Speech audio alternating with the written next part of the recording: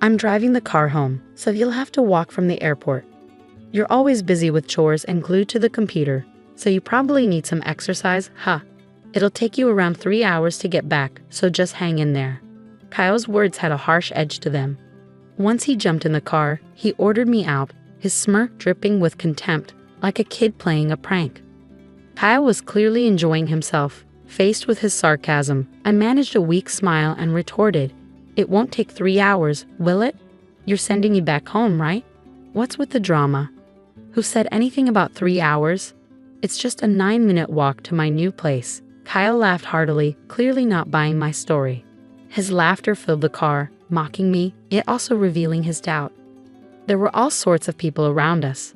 Businessmen in suits, families, elderly couples, young women, each with their own agenda. But Kyle, lost in his laughter, paid them no mind. It was like he was in his own world inside the car, oblivious to the hustle and bustle outside. He kept laughing, seemingly joyful but with a hint of darkness. Alice stopped trying to make me laugh.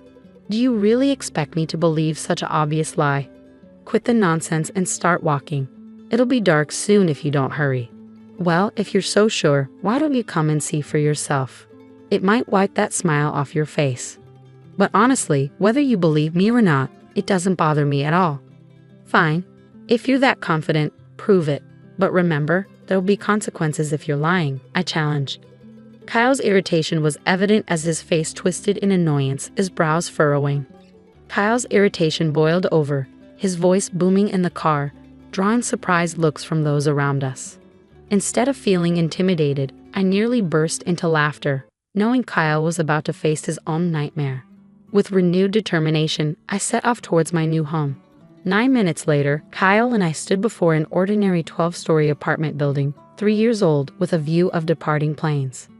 Kyle seemed taken aback by the building, but quickly masked his surprise with nonchalance. Alice, just admit it. You're lying about moving, aren't you? Stop before you get in trouble for trespassing. Stop fussing and come inside, I replied, though Kyle remained skeptical, following me with a dismissive grunt. Yet, as we rode the elevator to the 5th floor, I sensed unease in his eyes and tension around his mouth. His profile hinted at hidden concerns. Upon reaching the 5th floor and unlocking the apartment door, Kyle's facade crumbled. Anxiety gripped him, and he struggled to maintain confidence, which only made his fear more apparent. As the door swung open, Kyle began to tremble uncontrollably, his face a mixture of shock and fear. I couldn't contain my satisfaction seeing Kyle's reaction. It seemed like he was finally facing reality. "Why are my parents here?" Kyle exclaimed as we faced my angry in-laws. Their red faces hinted at the seriousness of the situation. "You were supposed to be on a trip today. Why are you here, Kyle?" "We set up a fake plan to catch you. We're siding with Alice." Despite their explanation, Kyle looked utterly bewildered. "Why go to all this trouble? Why punish me like this?" Kyle must have been flooded with questions. Sitting cautiously in front of his parents, he sought clarification, but confusion still clouded his expression. "Can someone explain clearly? I don't understand this ambush and punishment." "Stop lying, Kyle. We saw everything. How you left Alice at the airport to walk home." My father-in-law interjected, showing Kyle his smartphone screen. Kyle's eyes widened, sweat beading on his forehead within seconds. The screen showed our exchange at the airport, capturing the moment vividly. Kyle's mocking and loud voice echoed through the video. His expression shifted drastically as he watched, mouth tight, eyes avoiding the screen, realization dawning. Kyle trembled visibly, sweat glistening on his skin. My father-in-law quietly pocketed his phone, his gaze heavy with anger and disappointment. Tension filled the room. "I can't believe Dad recorded this. When did you even film it?" Kyle stammered, his voice strained. "It was at the airport earlier. We've been watching all along while you were in the car," my father-in-law replied calmly. At the airport, amidst the bustling crowd, Kyle's parents and I had strategically placed ourselves to witness the events firsthand. Kyle had walked straight into my trap, unaware. His parents observed him silently, the room heavy with anticipation. Finally, my mother-in-law broke the silence. "Kyle, we're shocked. How could you leave your spouse stranded at the airport like that?" It was just a heated argument. I didn't mean any harm," Kyle mumbled, his voice trailing off. It's true, abandoning the woman you love isn't right. Kyle, why are you laughing? Is this a joke? Kyle's father interrupted, his mother's glare intensifying. In that moment, Kyle froze, his face draining of color, like a deer caught in headlights. The room filled with a heavy, tense silence. Sensing the disappointment more than anger in his parents' expressions, I realized they held high expectations for Kyle. He had always been responsible and dedicated, facing challenges head-on. Everyone admired his character and expected great things from him. Yet beneath that facade was the reality of how he treated me, his wife. The revelation that their beloved son had mistreated his spouse was difficult for them to comprehend. Feeling their emotions, I knew it was time to reveal the truth to Kyle. Despite his father's stern gaze and his mother's subdued anger, I began to speak. Kyle, I've been struggling for a while now. Just 6 months into our marriage, you changed. You were always away on business trips, neglecting us. Then the bullying started, and I couldn't understand why until I discovered the truth. You've been having an affair. I've told your parents not only about the bullying but also about the affair. At the mention of the affair, Kyle's shocked silence shattered, his gaze piercing through me, almost causing me to falter. But Kyle's parents stepped in. Hold on, Kyle. I'll admit to the bullying. I may have gone too far at times. I didn't realize it then, but if it hurt you, Alice, I'm sorry. However, I haven't cheated. You should have evidence before making such serious accusations. I don't have evidence right now, but it's clear you're cheating, just like your father said. Denying it won't make it go away. Wouldn't it be better to come clean now and prevent more pain? What? Accusing me without proof? You're going to confuse my parents? Kyle protested, his usual defensive pattern emerging when his position was challenged. As the tension rose, the rest of us remained calm. I'll say it again. Denying it won't help, because I already know everything. I may not have proof now, but there's a witness. I'll call her here. Just wait. After the call, the intercom buzzed, and within 3 minutes, as the person entered, Kyle froze as if time had stopped. She's the witness. Her name is Karen. But Kyle, you probably recognize her, right? She's your affair partner. Karen has seen your true colors. She was at the airport with your parents. Wait, Karen? Why is she here? I didn't know about this, Kyle exclaimed. Through my investigation, I had discovered Kyle's affair with Karen, an employee from a client company. I had secretly contacted Karen, and our conversation revealed that Kyle had kept his marital status hidden from her during their relationship. Karen believed they were serious, and she was deeply shocked to learn of Kyle's deception. Naturally, Karen couldn't stomach Kyle's lies, so I arranged for her to be at the airport to confront him. When Kyle caught sight of my new apartment, a subtle grimace crossed his face, not because of its location, but because Karen lived in the same building. Kyle probably never imagined I'd be in touch with Karen, which explained his feeble attempt to appear confident. However, his facade crumbled under scrutiny. In fact, my move to this apartment was calculated to bring me closer to Karen. Kyle, even my picking you up from the airport today was part of the plan to expose your true self. While I may not have physical evidence, Karen herself has confessed to the affair, I informed Kyle, a mixture of scorn and disdain coloring my words as I revealed the truth to my unsuspecting husband who had underestimated me.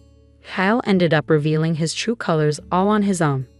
He probably thought I was just a stay-at-home wife with a computer hobby, assuming his affair would never come to light. It's almost pathetic, really, how I didn't see through it until after we were married, blinded by the idea of a perfect marriage. But now, the truth is crystal clear.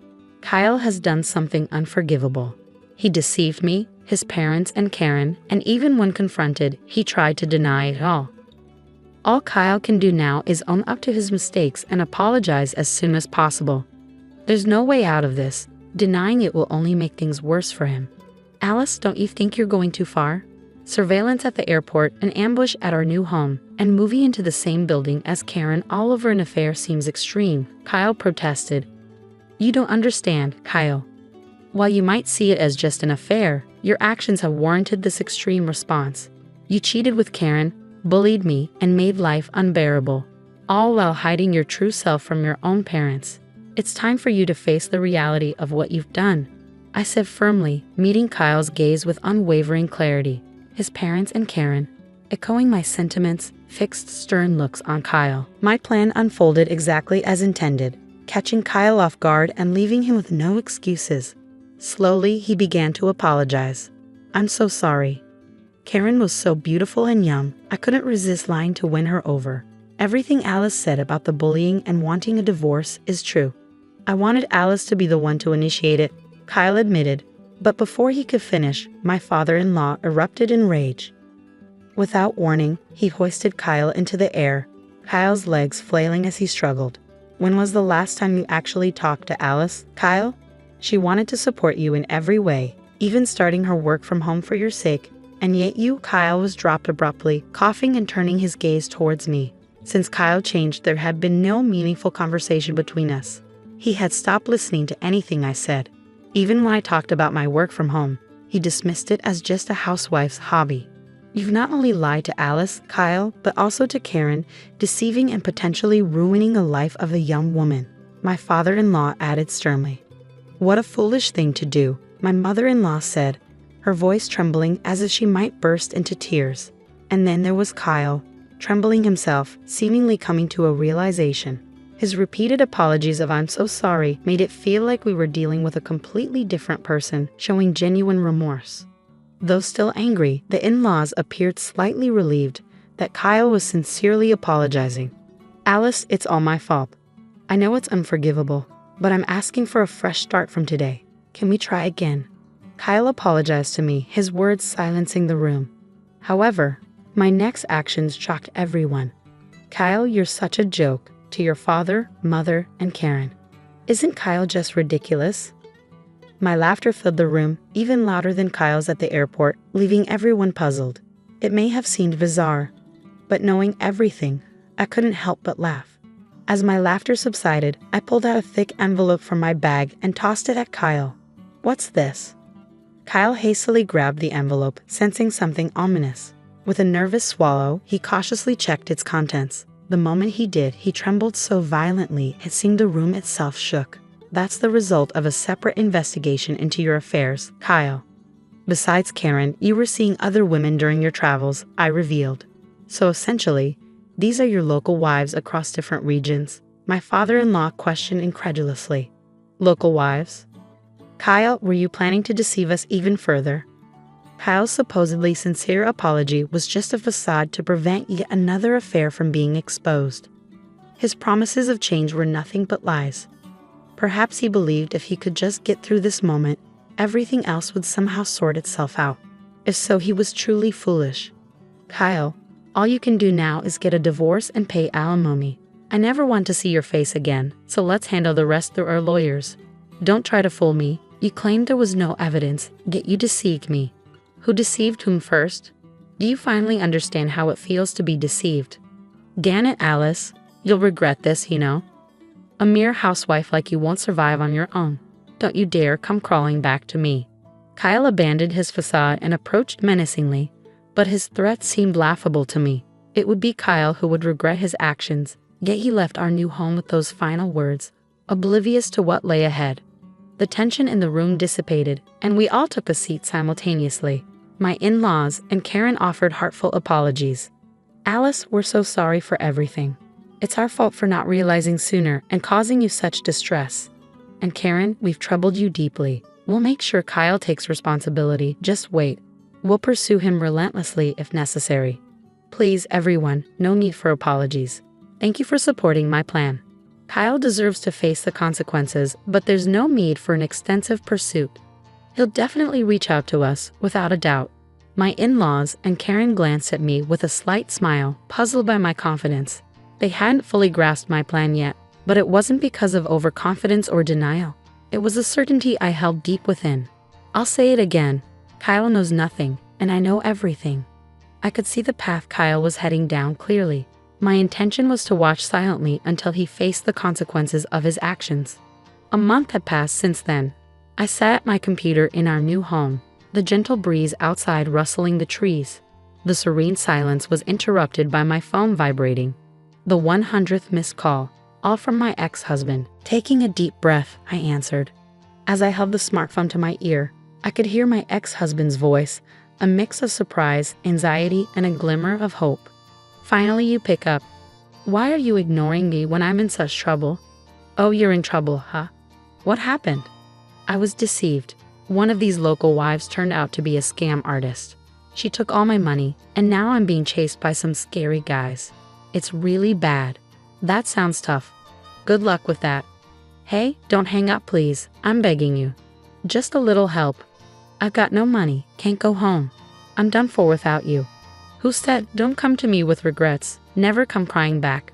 I knew everything, including the fact you were being deceived, but I chose not to say anything. I thought it was pointless to tell you anything you wouldn't understand without experiencing the consequences firsthand.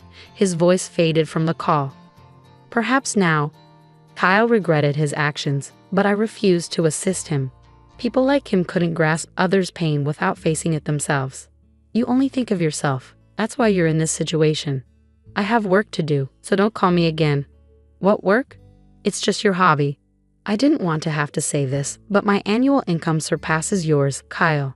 I found success as a web novelist along with my blog, YouTube channel, and more.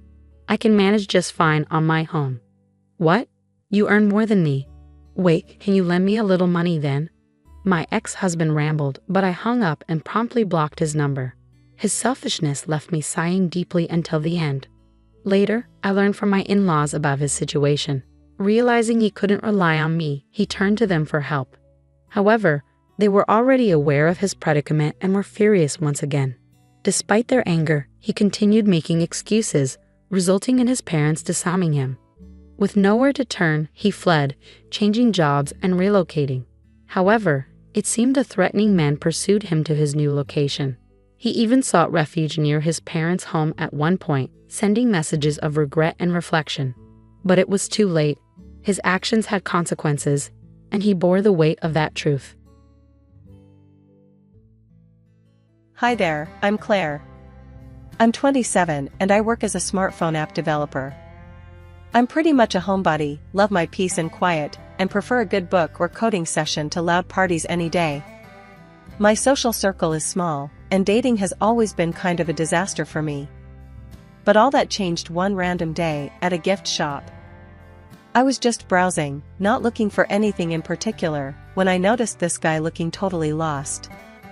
He was standing there with a ceramic cat in one hand and a scented candle in the other, looking like he had no clue what he was doing. I couldn't help but laugh a little. Need some help? I asked, walking over to him. He looked up, looking relieved. Oh God, yes. I'm trying to find something for my mom's birthday, but I'm completely clueless. I smiled. Well, let's see what we can find. How about a nice vase? Moms love vases. Yeah? That sounds good. I'm Tom, by the way. Nice to meet you, Tom. I'm Claire. We spent the next few minutes chatting and looking at different vases. Tom was funny, making jokes about his lack of shopping skills, and I found myself laughing more than I had in a long time. After we found a vase he liked, we went to the checkout counter together. As we waited in line, he turned to me with a hopeful look. Hey, Claire, would you maybe want to grab coffee sometime? I mean, if you're not too busy with all that app developing. I hesitated for a moment, but there was something about Tom that made me want to say yes. Sure, why not? Coffee sounds good. We swapped phone numbers, and I left the store feeling a mix of excitement and nervousness.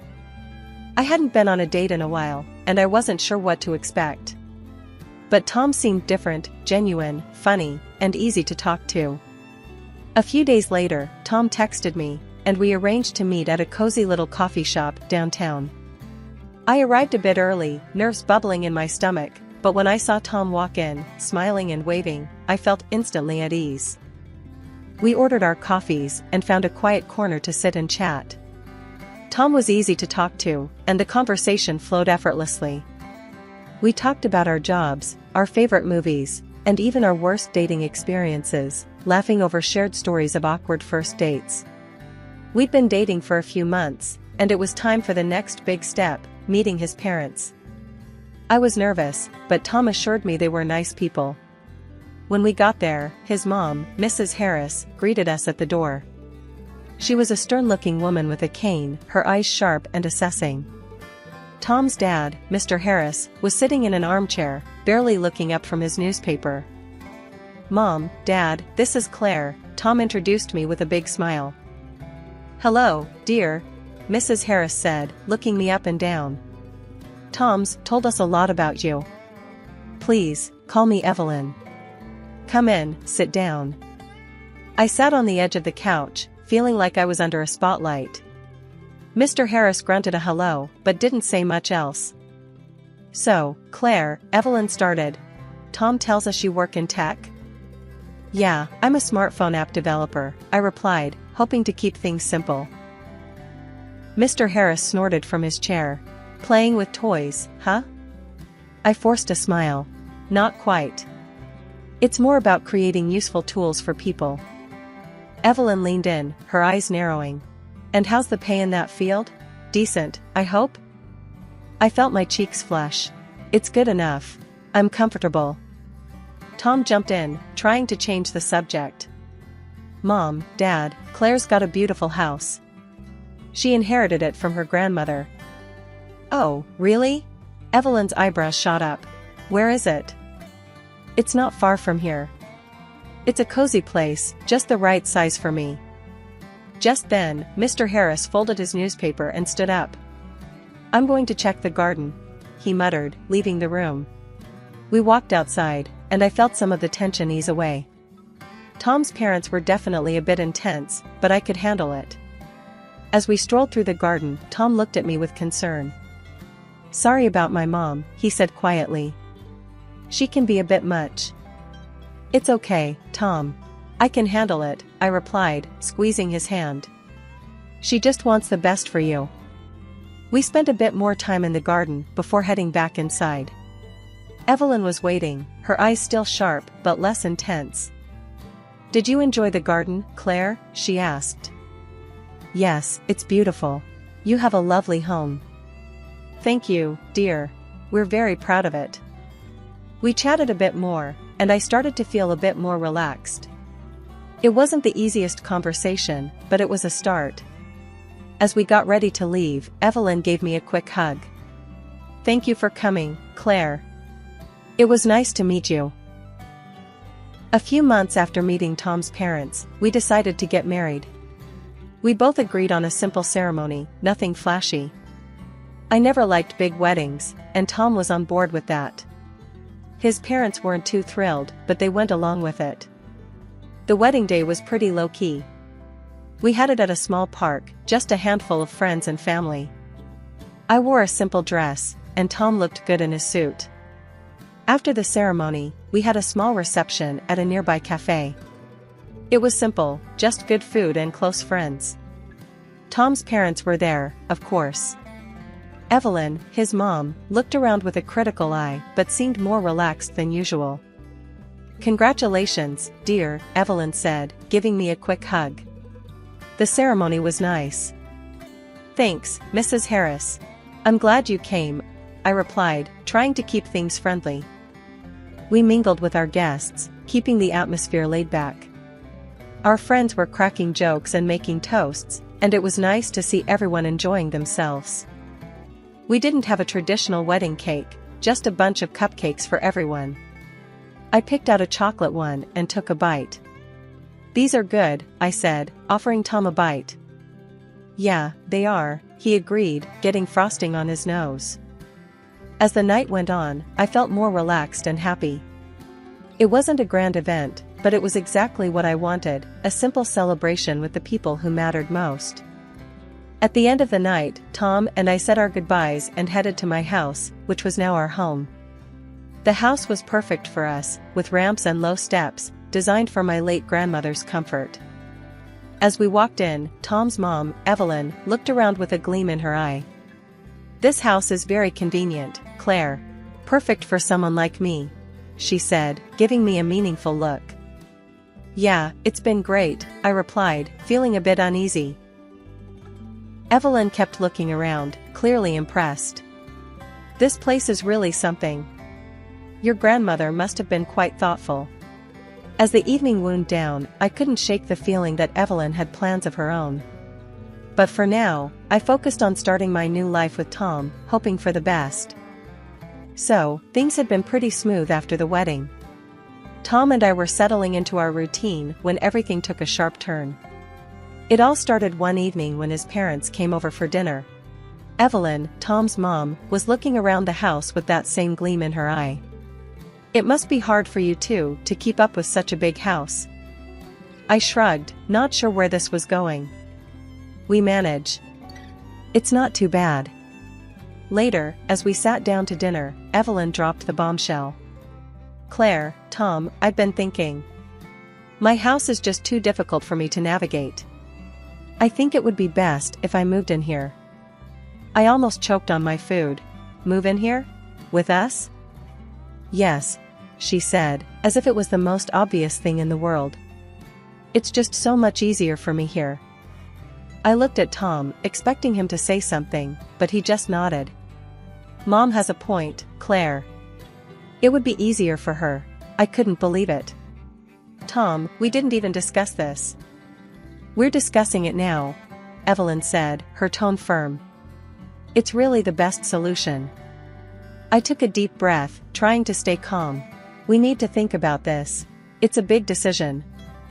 The next day, I came home from work to find movers unloading Evelyn and Mr. Harris's stuff into my house. I was furious. "What's going on here?" Tom met me at the door, looking sheepish. "Mom and Dad are moving in. Claire, it's just for a while. They need a place that's easier for them." Evelyn walked in, acting like she owned the place. "Claire, we need to move some furniture around to make it easier for me to get around." I was still trying to process what was happening. "What do you mean, move things around?" "The bedroom on the ground floor, for starters. It's the best room for us." "That's our bedroom, Evelyn," I snapped, my patience wearing thin. "Well, you'll have to move upstairs. I need the ground floor room." I looked at Tom, hoping he'd back me up. "We're family, Claire. Families help each other out," he said, like it was the simplest thing. I had no choice but to go along with it. The movers finished up, and before I knew it, Evelyn and Mr. Harris were settled into our bedroom, and Tom and I were crammed into the smaller upstairs room. Over the next few days, Evelyn made herself right at home. She didn't lift a finger around the house, always saying her leg was too sore to help. I was left to cook, clean, and take care of everything while Tom acted like nothing was wrong. One evening, after a particularly long day, I sat down with Tom. "Tom, this isn't working. We need to set some boundaries." Evelyn, who had been eavesdropping, walked in.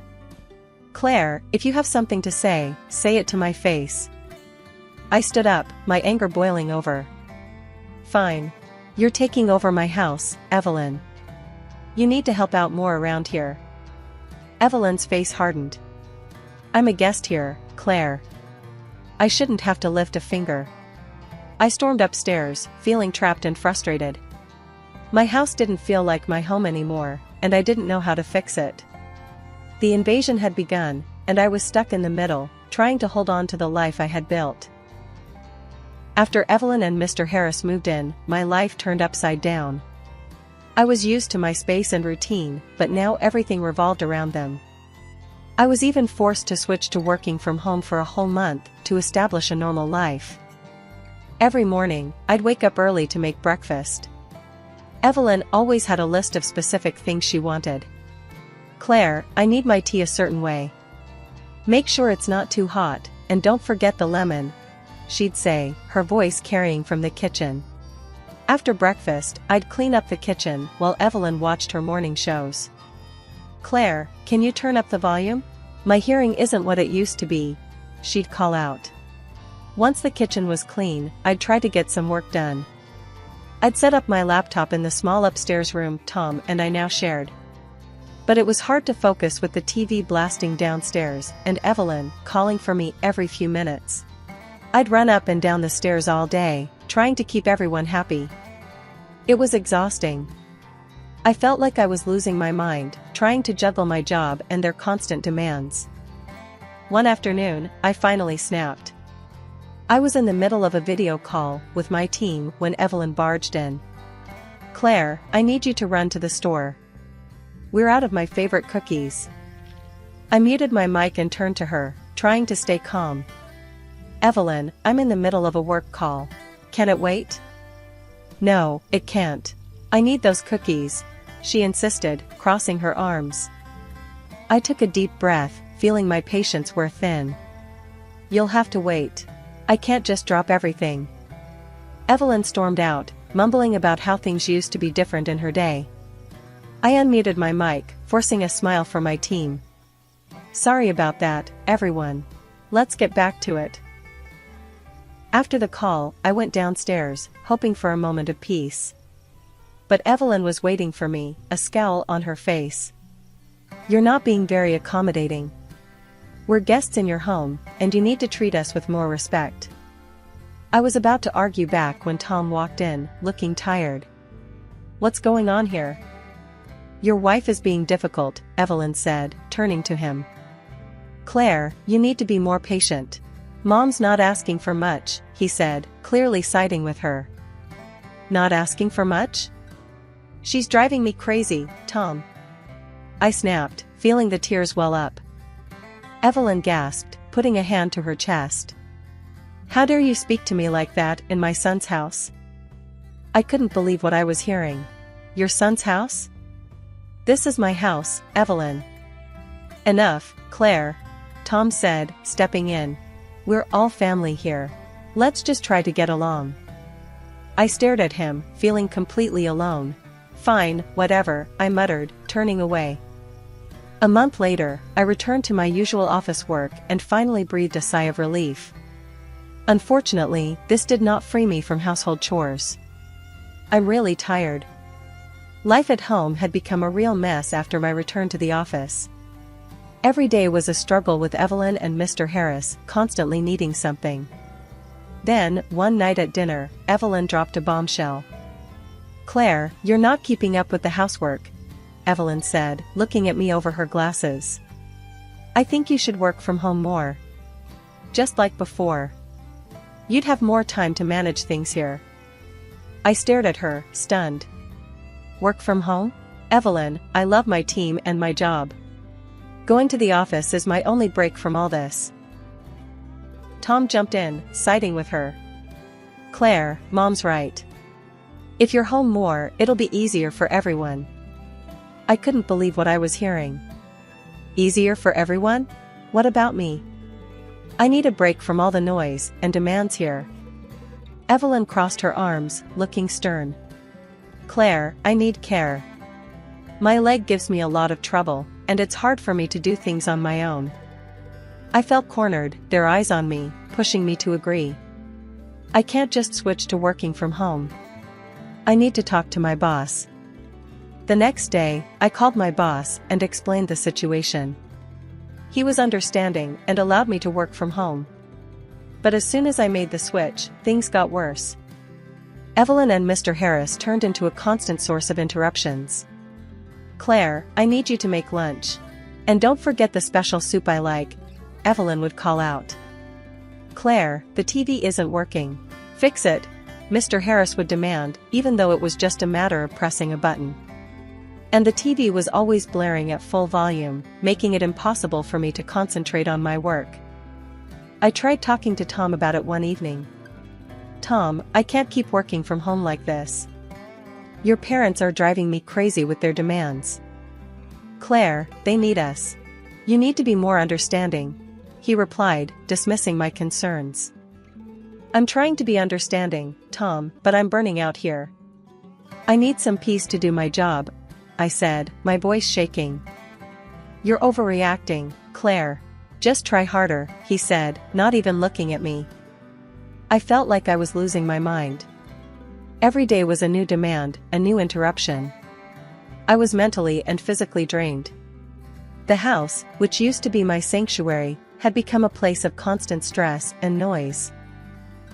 One day, after yet another interruption, I couldn't take it anymore. Evelyn had barged in, demanding I fix the TV again while I was on an important call. I snapped, slamming my laptop shut and storming downstairs. "Enough! I can't do this anymore," I shouted, my voice echoing through the house. "I'm tired, Evelyn. I can't work with all this noise and constant interruptions. I'm not your maid or your personal assistant." Tom came rushing in. "Claire, calm down. What's going on?" "I'm done, Tom.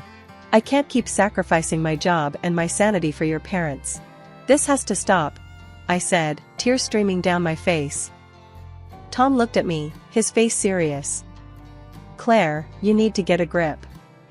We're all trying our best here." I shook my head, feeling a mix of anger and despair. "I've reached my breaking point, Tom. Something has to change, or I can't stay here." The room fell silent, my words hanging in the air. I knew things couldn't go on like this, and I needed to find a way to reclaim my life, no matter what it took. So, we were all having dinner, me, Tom, and his parents. I'd had enough of the constant stress, and I decided it was time to speak up. "Listen, everyone," I started, putting down my fork. "We need to talk. It's getting too hard for all of us to live in this house together. We need to figure out a way to separate." Evelyn, my mother-in-law, jumped in before I could finish. "I agree, Claire. This house is very comfortable and suits someone like me perfectly. Since it's so convenient for me, you should be the one to move out." I stared at her, stunned. "You're telling me to leave my own house?" She nodded, looking very pleased with herself. "Yes, dear. It's only logical. This house is perfect for an elderly person like me." I turned to Tom, hoping he'd support me. "Tom, are you okay with this?" He shrugged, avoiding my eyes. "It's fine with me, Claire. Maybe it's best if you find another place. I'll hire a nurse for Mom, so she's taken care of." I couldn't believe what I was hearing. They were pushing me out of my own home. I realized then that Tom and his parents were taking advantage of me and trying to drive me out. I got up from the table, feeling a strange calm wash over me. "All right then," I said, smiling. I picked up my phone and dialed the movers. Evelyn and Mr. Harris exchanged pleased looks, thinking I was leaving. "Good decision, Claire. It's better this way," Evelyn said, almost smugly. But I had other plans. "Yes, I'd like to schedule a move," I said into the phone. "Please send a team to pack up my in-laws' belongings and move them out of my house." Evelyn's face went pale. "What are you doing? You can't kick us out." "Yes, I can, Evelyn. This is my house," I said firmly. Tom jumped up, furious. "Claire, if you make my parents leave, I'll go with them." I looked at him, feeling strangely calm. "Fine by me, Tom. I'd be glad to see you go." He looked shocked, not expecting that response. "You don't mean that." "I do, Tom. I'll send you the divorce papers tomorrow." Evelyn started to cry, calling me a cruel girl. "How can you do this to us, Claire? We're family." I shook my head. "Family doesn't treat each other like this, Evelyn. You've pushed me too far." The movers arrived within the hour. Evelyn and Mr. Harris had to pack their things, cursing and complaining the whole time. "You're heartless, Claire," Evelyn yelled as she packed her belongings. "I'm just standing up for myself, Evelyn. You should have respected my boundaries," I replied, watching her pack. As they loaded their things onto the truck, Evelyn kept shouting about how I was throwing out a sick, elderly woman. But I didn't budge. I stood my ground and watched them leave, knowing I was finally taking back control of my life. Once they were gone, the house felt strangely quiet, but it was a peaceful quiet. I knew I'd made the right decision, and I was ready to move on with my life, free from their demands and manipulations. After I kicked Tom and his parents out, I knew what I had to do. I filed for divorce and cut all ties with them. It was tough, but I felt free for the first time in ages. I went back to my job at the smartphone app development company, and I finally started enjoying my work again without all the chaos at home. I heard through the grapevine that Tom was still living with his parents, and they were becoming even more moody and unbearable. It didn't surprise me. They always needed someone to lean on, and now Tom was stuck dealing with it all. One day, out of the blue, Tom called me. I was surprised to see his name on my phone. I hesitated but decided to answer. "Hello?" "Hey, Claire, it's Tom," he said, sounding nervous. "Yeah, I know. What do you want, Tom?" I asked, keeping my voice steady. "I've been thinking a lot about us, and I realize I made a huge mistake. I want to make things right," he said, his voice shaky. I sighed, already feeling tired of this conversation. "Tom, it's over. We've been through this." "I know, but I'm serious. I'm ready to cut ties with my parents if that's what it takes. I want you back, Claire," he pleaded. "It's not just about your parents, Tom. The problem was with you. You never stood up for me, and you let them walk all over us," I said, trying to stay calm. "I know I messed up, but I can change. I'm ready to put you first now," he insisted. I shook my head, feeling a mix of anger and sadness. "Tom, it's too late for that. You had your chance to stand by me, and you didn't. I've moved on." I put down the phone, feeling a strange mix of emotions. It was sad, but also liberating. I had made the right decision for myself, and I wasn't going to go back to that toxic situation. In the following weeks, I threw myself into my work. My team noticed the change in me, and my boss even commented on how much more focused and productive I was. I also reconnected with some old friends and started going out more. It felt good to have a social life again without the constant stress hanging over me. One evening, I was out with my best friend, Sarah. We were having drinks at our favorite bar, catching up on everything. "So, how's the single life treating you?" Sarah asked, grinning. "Honestly, it's great. I feel like I've got my life back. No more drama, no more stress," I said, raising my glass. We laughed and talked about all the things we wanted to do now that I was free. I even started thinking about taking a vacation, something I hadn't done in years. I'm Anna, and I want to share my story. Maybe it'll help someone out there. So, here's how it all started. I met Alex through my cousin, David. David had this idea that Alex and I would be perfect for each other. Alex was charming and seemed genuinely nice. We hit it off, and after dating for a year, Alex proposed.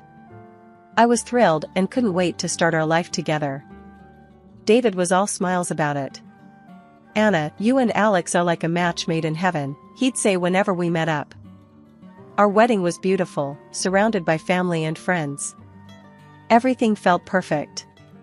Right after the wedding, Alex suggested we move in with his mother, Ellen. He said it'd be good for us financially, and Ellen needed company after her husband passed away. I wasn't sure at first, but Alex was convincing. At first, living with Ellen was fine. She was nice enough, and we got along pretty well.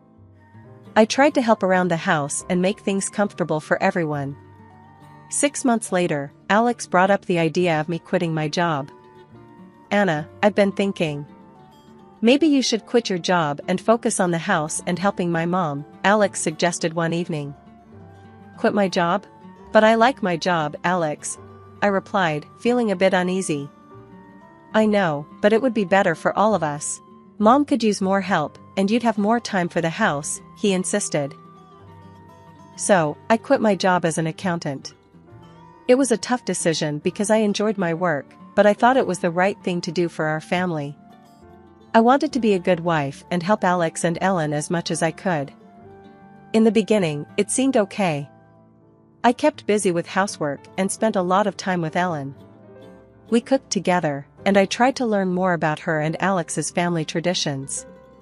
I missed my job, but I told myself it was worth it for the sake of our family.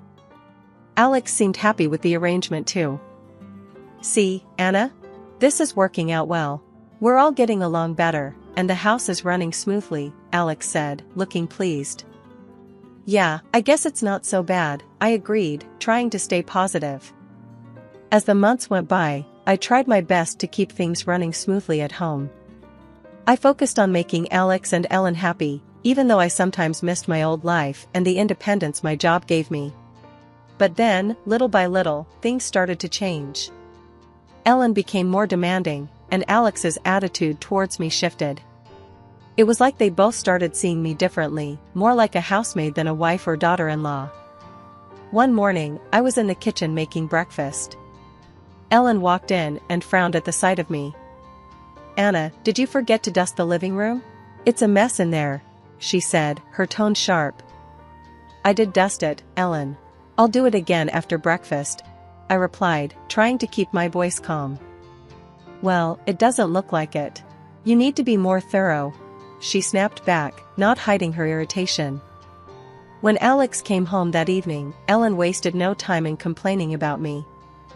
"Alex, you need to talk to Anna. She's not keeping the house clean enough," Ellen said, her voice dripping with annoyance. "Anna, what's going on? Why isn't the house clean?"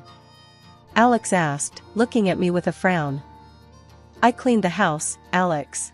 I don't know what else to do," I said, feeling frustrated and helpless. "Just do a better job.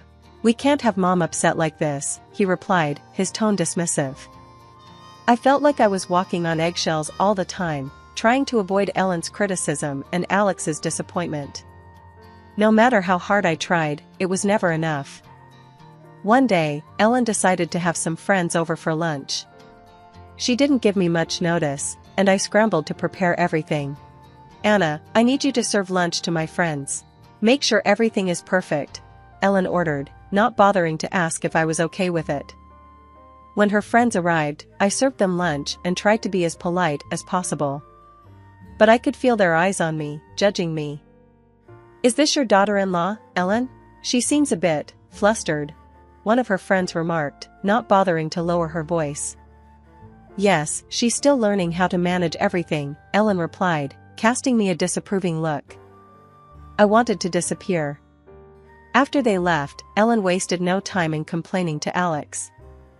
"Anna was so slow and disorganized today. Her cooking wasn't even that good," she said, shaking her head.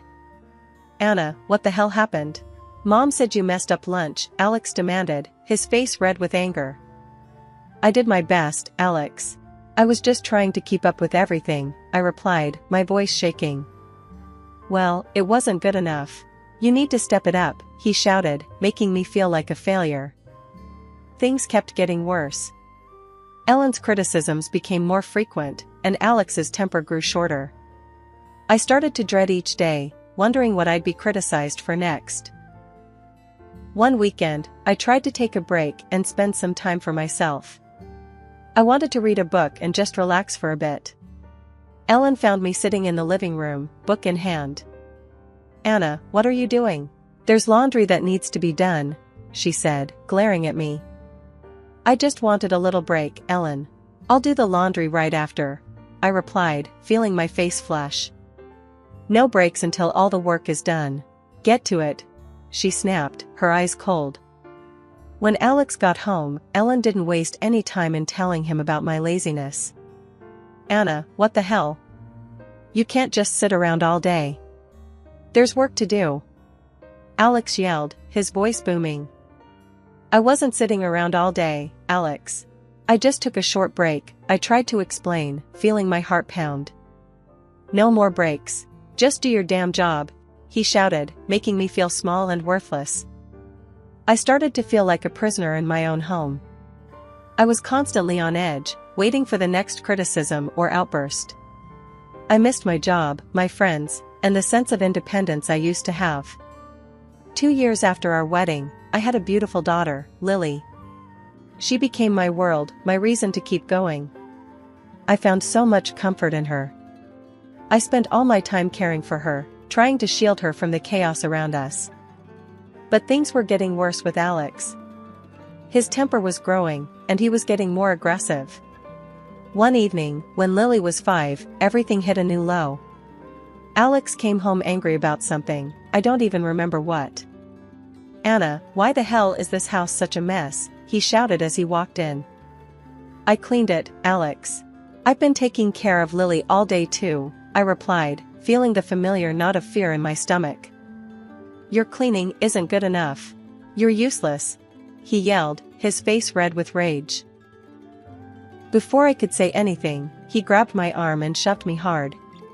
I lost my balance and fell to the floor, hitting my side against the table. The pain was sharp, and I screamed.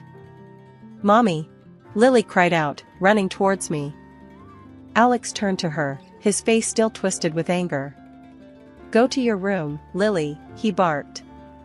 Lily stood there, frozen, and then she started to stutter. Mommy, are you okay?" I looked at her, my heart breaking. "It's okay, baby. Mommy's okay," I said, trying to soothe her, but I could see the fear in her eyes. After that night, Lily's stuttering didn't go away. I took her to a psychologist, hoping to help her, but even after 2 years, there was little improvement. It killed me to see her like that, knowing it was because of what she'd seen. I knew Lily was watching everything, absorbing it all. She was learning from the way Alex treated me, and I was terrified she'd think this was normal, that this was how families were supposed to be. But I felt trapped. Alex had made it clear many times that everything, the house, the money, it was all his. He'd told me more than once that if I tried to leave or filed for divorce, he'd take Lily away from me. I couldn't risk losing her. She was my everything, the reason I got up every day and faced the hell my life had become. So, I stayed. I endured the shouting, the pushing, the constant fear. I kept quiet, thinking it was the only way to keep Lily safe with me. One day, I got a call from my cousin David. "Anna, I have some bad news. Your mom passed away," he said gently. I felt my heart drop. I hadn't spoken to my mom in years, because Alex forbade it. I needed to go to her funeral, to say goodbye. I went to Alex, trying to stay calm. "Alex, my mom passed away. I need to go to the funeral," I said, my voice trembling. He didn't even look up from his newspaper. "No, you're not going anywhere. We don't have money for that," he said coldly. I felt the tears streaming down my face. I couldn't believe he was being this cruel. "Alex, please. She was my mom. I have to go," I pleaded, my voice breaking. "No. And that's final. You stay here and take care of the house and Lily," he said, turning back to his papers. I felt a surge of anger and sadness. I couldn't believe he was being so heartless. I knew I had to go, no matter what he said. I went to Lily's room and gently woke her up. "Sweetie, we're going on a little trip. Be very quiet, okay?" I whispered. "Okay, Mommy," she said, her voice sleepy and confused. That night, after everyone was asleep, I packed a small bag for Lily and me. I took my savings and quietly slipped out of the house with Lily. We got in the car, and I started driving towards my hometown. My heart was pounding, but I knew I had to do this. We arrived early the next morning. I was exhausted but relieved to be away from Alex, even if just for a while. We checked into a small motel and got a little rest before the funeral. The farewell was split into 2 parts, one for family and one public. The family farewell was emotional. I hadn't seen my relatives in years, and there were a lot of tears and hugs. I felt a mix of sadness and relief being around them. During the service, my phone rang. It was Alex, of course. I accidentally hit the speaker button, and his angry voice echoed through the room.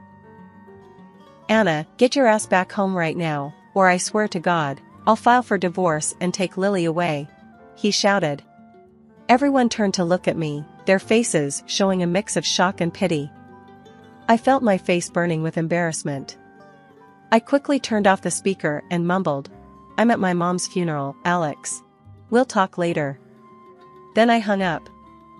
For the rest of the service, I felt a knot of shame and anger in my stomach. I couldn't believe he'd humiliated me like that in front of everyone. But I also felt a strange sense of clarity. I knew I couldn't keep living like this. After the service, David came up to me. "Anna, you can't go back to that. You deserve better," he said, handing me a piece of paper with a lawyer's number on it. "Call this lawyer. He can help you." I looked at the paper, feeling a mix of fear and hope. Maybe this was my chance to change things. "Thank you, David," I said, feeling tears in my eyes. We spent the night at the motel again. I didn't sleep much, but for the first time in a long time, I felt a spark of hope. I was scared, but I knew I had to take this chance. For Lily and for myself, I had to find a way out. That morning at the hotel, after my mom's funeral, I woke up with a new resolve. I knew I couldn't keep living in fear and letting Alex control my life. My mom had left me her house and a good amount of money. It was a lifeline, a chance to start over. I looked at the phone number David gave me, the lawyer who could help with my situation. I knew I had to act, for Lily and for myself. Lily, being with me during the funeral, had almost stopped stuttering, and I wanted to keep that progress going. I took a deep breath and dialed the lawyer's number. "Hello, Mr. Thompson? This is Anna. I'd like to schedule a consultation," I said, trying to keep my voice steady. "Of course, Mrs. Anna. Can you come in this afternoon?" he replied. "Yes, I'll be there," I confirmed, feeling a mix of fear and determination. After dropping Lily off at David's place, I headed to the lawyer's office. I felt nervous but ready to take this step. Mr. Thompson was a kind man, and he welcomed me warmly. "Mrs. Anna, tell me everything," he said, his voice calm and reassuring. I told him about the years of control, the threats, and the violence. He listened carefully, taking notes. "We need solid evidence of the abuse, both physical and emotional," he explained. "Record everything. Keep a detailed journal." I nodded, feeling a plan forming. "I'll do that. I'll record every incident and write down everything," I promised. After the meeting, I went straight to buy a new smartphone. It felt like a small act of rebellion, a step towards taking back control. I set it up with a secure passcode and tested the recording function. I wanted to be ready for anything. Feeling more prepared, I returned to David's house to pick up Lily. She looked happier and more relaxed than I'd seen her in a long time. "Ready to go home, sweetie?" I asked, giving her a hug. "Yes, Mommy," she replied, smiling. We drove back to Alex and Ellen's house. I felt a mixture of dread and determination. I knew I was walking back into a hostile environment, but this time I was ready to fight back. As soon as I walked in, Ellen was there, glaring at me. "Where the hell have you been, Anna? Do you think you can just waltz in and out as you please?" she snapped. "I was at my mother's funeral, Ellen. I told Alex," I replied, keeping my voice steady. "Well, you're back now. Get to work. This house won't clean itself," she said, turning away with a huff.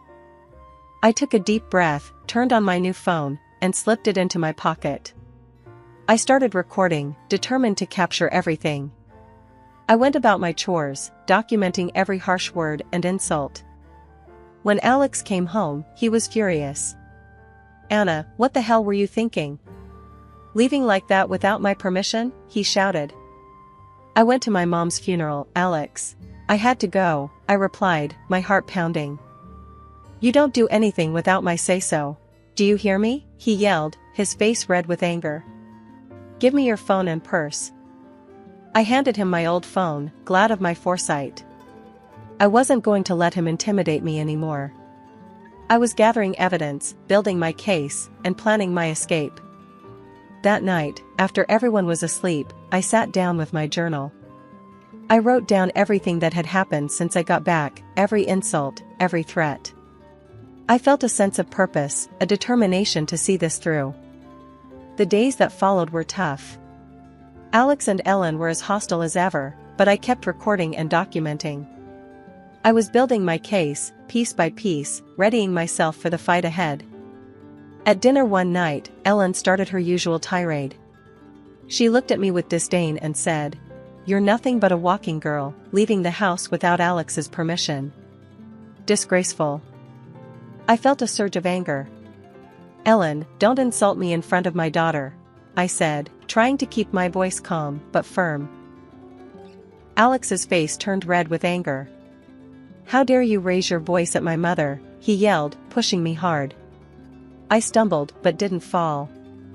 He then swung his hand towards me, eyes blazing with fury. You live here on bird rights, Anna. Don't forget that, he shouted. I took a deep breath, feeling a strange calm wash over me. I want a divorce, Alex, I said clearly. His face turned a deeper shade of red, and he screamed, You belong to me. You'll be my property until death. I wasn't scared this time. I had my phone in my pocket, recording everything. I knew I had proof. For the first time, I felt a sense of control. Over the next week, I continued to record every insult and threat from both Alex and Ellen. Each time they belittled me, I quietly turned on my new phone's recorder. Ellen didn't hold back. You're worthless, Anna. Can't even keep a house clean, she sneered. I noted it all down in my journal. Every insult, every harsh word, went into my records. I knew this was crucial for my case. Alex wasn't any better. You think you're tough now? You'll never leave me. You're nothing without me, he'd shout. I stayed calm, recording his words and adding them to my growing list of evidence. It was exhausting, but I knew it was necessary. One day, I caught Ellen berating me in the kitchen. You're a disgrace to this family, Anna. Leaving the house like a tramp, she spat. I recorded her words, feeling more determined than ever.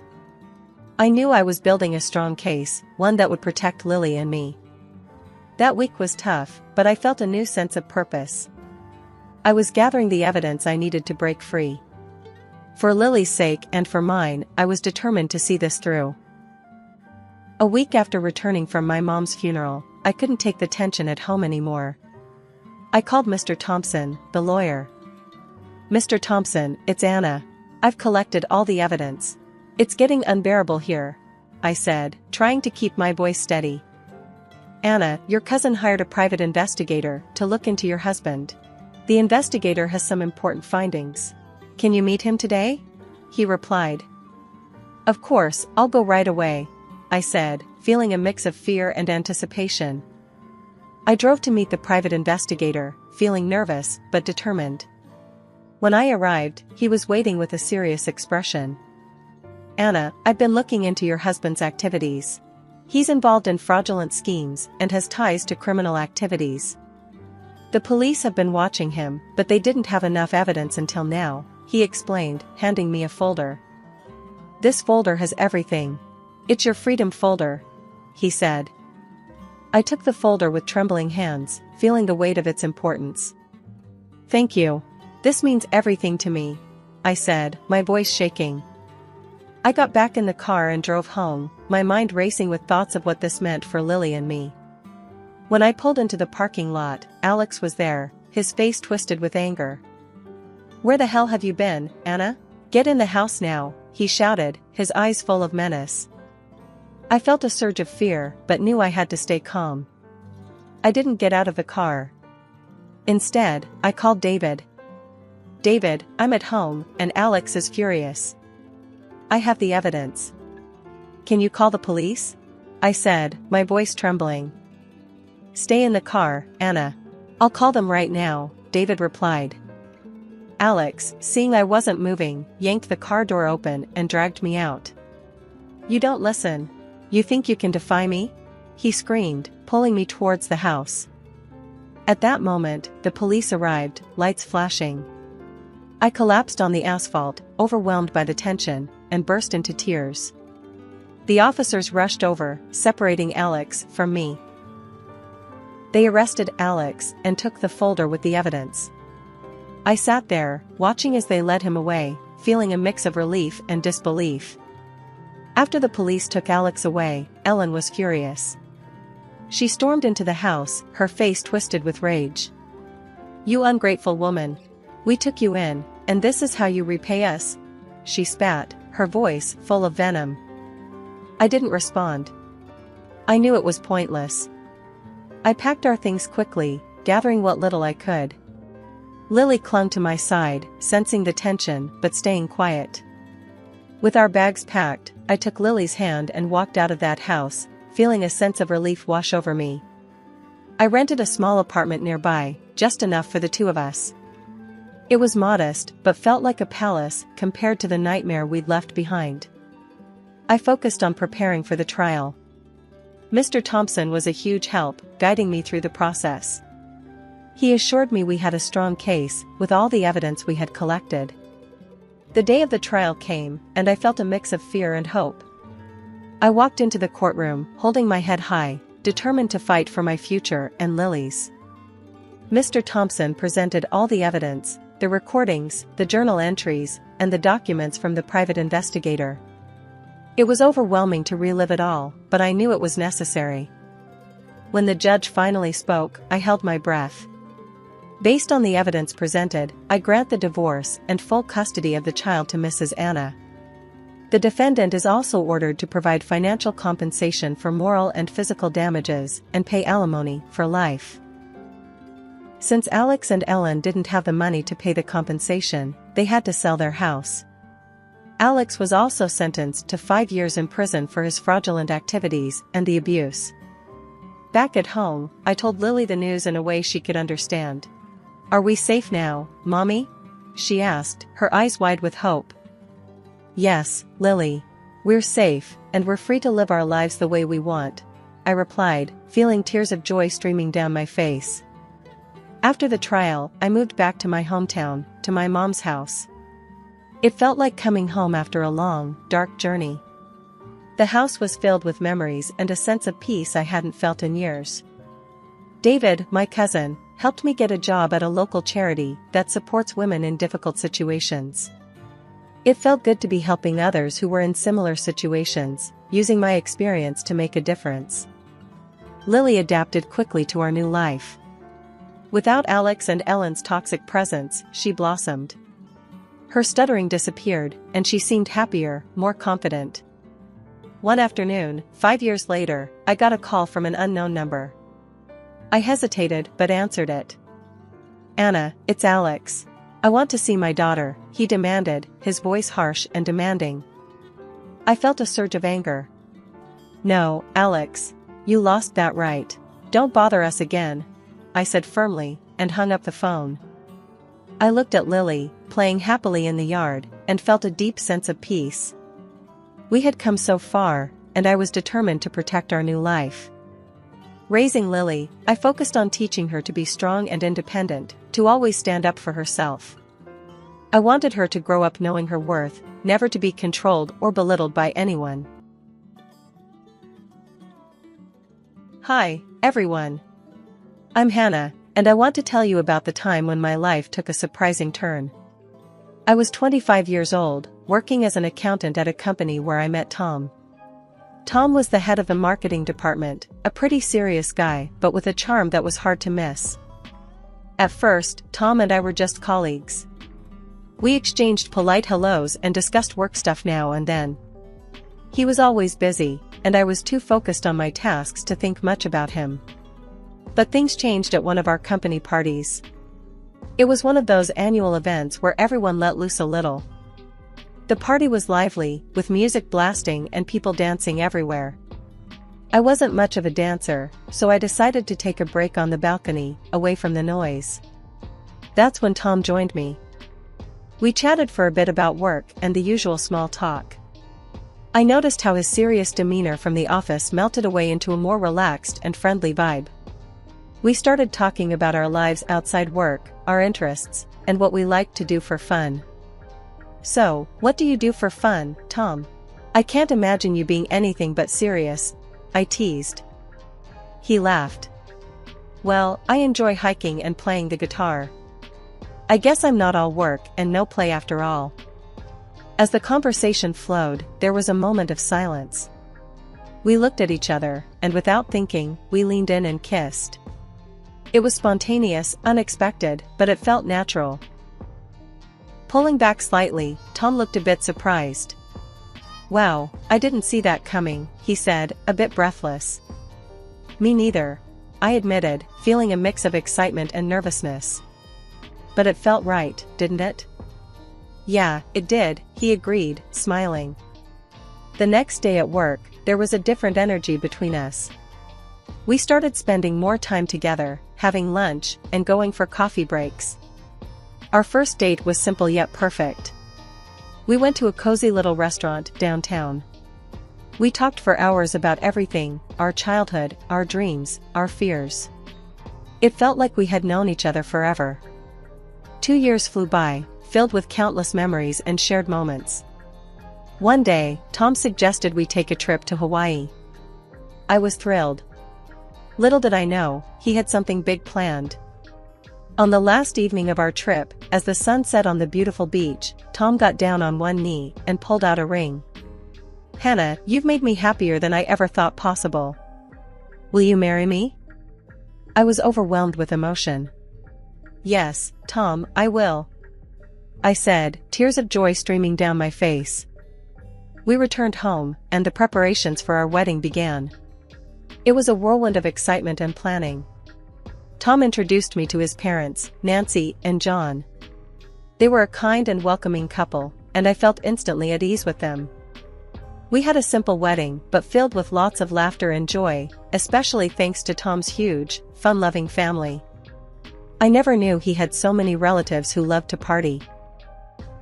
After the wedding, Tom moved into my house, the one I inherited from my grandfather. It wasn't huge, but it was cozy, and I loved it. Tom insisted I become a housewife, and after thinking it over, I agreed.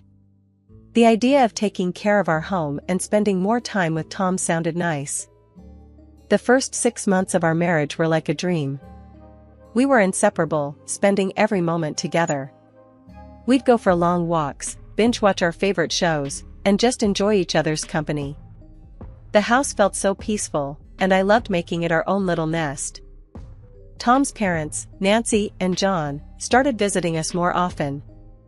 They'd drop by unannounced, but I didn't mind too much at first. It was nice having them around, and they seemed to enjoy our company too. They often talked about their small rented apartment and how cramped it was. One evening, while we were having dinner, Nancy sighed heavily. "I just wish we had more space, you know? That apartment is just so tiny." John nodded in agreement. "Yeah, it's getting a bit claustrophobic." I tried to be sympathetic. "I'm sure it's not that bad. At least you have each other, right?" They laughed, but I could tell they weren't entirely happy with their living situation. Still, I didn't think much of it at the time. I was too focused on enjoying my life with Tom. As the weeks went by, Tom's parents continued to visit frequently. They'd stay for dinner and often hinted about how nice it would be to live in a bigger place. I tried to brush it off, focusing on the positive aspects of our time together. One afternoon, while I was preparing dinner, Nancy dropped by unexpectedly. "Hi Hannah, I thought I'd keep you company while you cook." "Sure, Nancy. I could use the company," I replied, trying to sound cheerful. She wandered around the kitchen, looking at everything. "You know, this house is really nice. So much space and so cozy." "Thanks, Nancy. I really love it here." She sighed again. "Our place is just so small. It's hard to even move around sometimes." I felt a bit uncomfortable but didn't say anything. I didn't want to be rude. After all, they were Tom's parents, and I wanted to keep the peace. As the months passed, I noticed Tom was spending more time talking about his parents and their living situation. He'd bring it up during our dinners and casual conversations. "Hannah, my parents really struggle in that tiny apartment. It's not fair for them, you know?" "I get it, Tom. But they seem to manage, right?" "Yeah, but still, I wish there was more we could do for them." I nodded, not knowing what else to say. I wanted to support Tom, but I also didn't want to disrupt the peace and comfort of our home. I hoped things would just work themselves out. One day, Tom came home and casually said, "Hannah, my parents need to stay with us for a couple of weeks. Their apartment is getting renovated." I blinked, a bit taken aback, but wanting to be supportive. Alright, Tom, I guess we can handle that, I replied, trying to stay positive. I figured I could get along with Nancy and John since they seemed nice enough. A few days later, I saw a massive truck pull up outside our house. Movers started unloading a ton of furniture and boxes. I stood there, watching in disbelief as they filled our house with their stuff. What's all this? I muttered to myself, feeling a knot tighten in my stomach. Nancy and John arrived soon after, looking cheerful. Thanks for letting us stay, Hannah, Nancy said, patting me on the shoulder. I forced a smile. Sure, but why didn't you rent a storage room for all this stuff? Nancy waved her hand dismissively. Oh, I don't trust strangers with my things. It's just for a couple of weeks. I nodded, trying to hide my growing unease. For the first few days, they were polite and thanked me for letting them stay. I even started to relax a bit, thinking maybe it wouldn't be so bad after all. Tom suggested we have a family dinner to welcome them properly. I agreed, thinking it might help ease the tension. The night of the dinner, I worked hard to make everything perfect. I cooked a nice meal and set the table nicely. As we all sat down, Nancy and John seemed pleased. Thank you, Hannah, this is lovely, Nancy said, smiling. I smiled back, feeling a bit more at ease.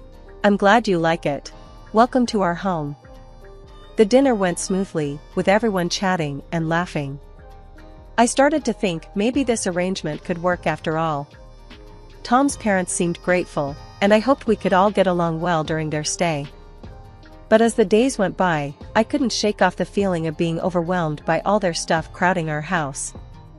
Every room seemed to be filled with their belongings, and it felt like our space was shrinking. I tried to stay positive, reminding myself it was only for a few weeks. Despite the growing clutter, I continued to focus on keeping the peace. I cleaned up after them, cooked their meals, and tried to be a good hostess. Tom seemed pleased with how things were going, which helped me stay positive. One evening, as I was cleaning up after dinner, Tom came into the kitchen. Hannah, thanks for making this work. I know it's not easy having my parents here. I wiped my hands on a towel and smiled at him. I'm doing my best, Tom. I just hope it's only for a couple of weeks like you said. It will be, I promise, he assured me. I nodded, feeling a bit reassured. I hoped Tom was right and that this arrangement would be temporary. I could handle a few weeks, I told myself. As the days passed, I tried to focus on the positives. Nancy and John were generally polite and tried to be helpful in their own way. We had a few more family dinners, and I made an effort to include them in our daily routines. One morning, I decided to take a break from the house and go for a walk. I needed some fresh air and a bit of time to myself. As I walked around the neighborhood, I thought about how much our lives had changed in just a few days. When I got back home, Nancy was in the kitchen, making coffee. Morning, Hannah. How was your walk? It was nice, thanks, I replied, feeling a bit more refreshed. She smiled. Good. I'm thinking of baking some cookies later. Would you like some? I appreciated the gesture. Sure, that sounds great, Nancy. As I went about my day, I reminded myself that this was just a temporary situation. I could handle a few weeks of extra company and clutter. It wasn't ideal, but it was manageable. Things took a turn after a few days of my in-laws moving in. It started slowly, but soon became clear that Nancy and John were taking over our house. It began one morning when I was making breakfast.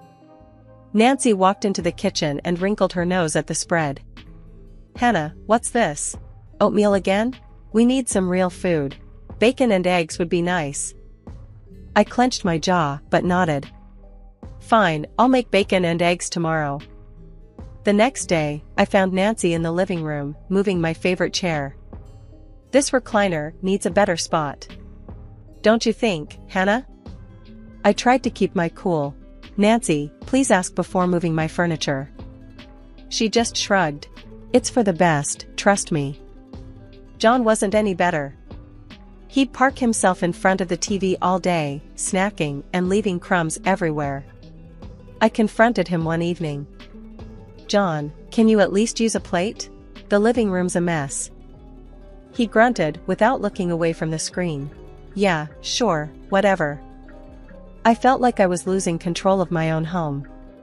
Every day, Nancy would find something new to criticize or change. One afternoon, I caught her rearranging the kitchen cabinets. "Nancy, what are you doing?" I asked, trying to stay calm. "Oh, just organizing things better. Your system is a bit chaotic."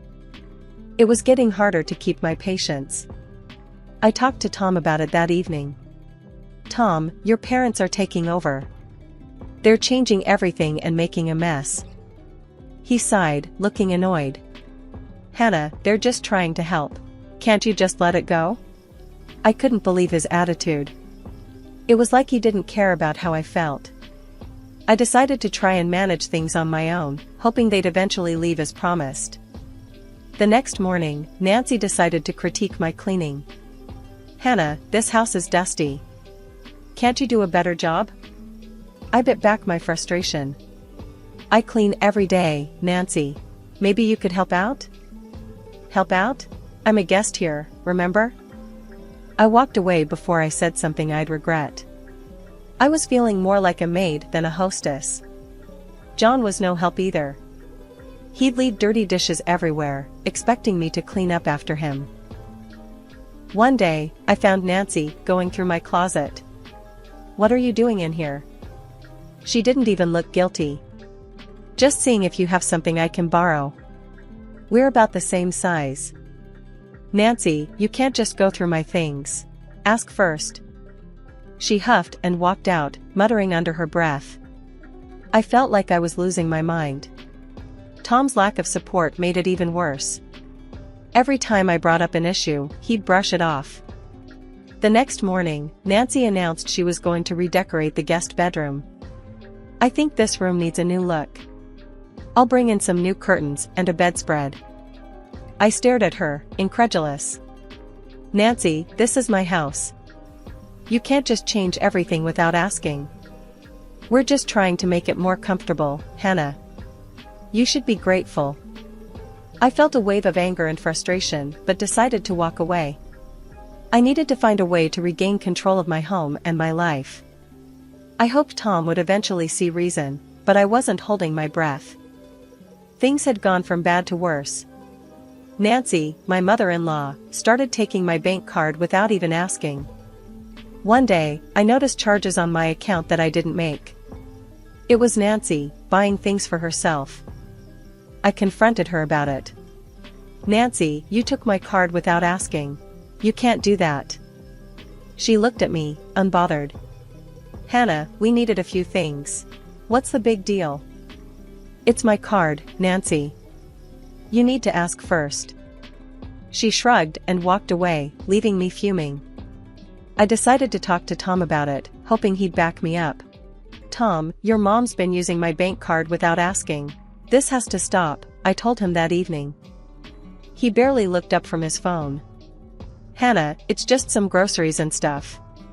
She can use it, we live off my income anyway." I walked away, feeling defeated. It was clear Tom wasn't going to support me. I felt like I was losing control of my own finances, let alone my house. A month passed, and there was no sign of Nancy and John leaving. Every day felt like a struggle to maintain some sense of normalcy.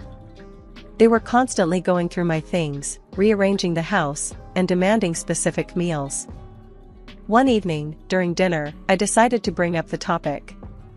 "Nancy, John, when do you think you'll be heading back to your apartment?" They both laughed, and I looked at them, confused. Tom finally spoke up. "Hannah, they're staying here indefinitely.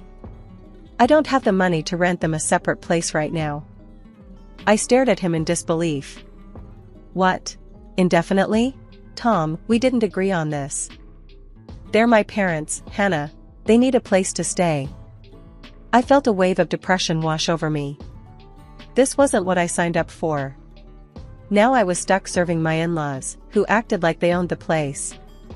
The kitchen was another battleground.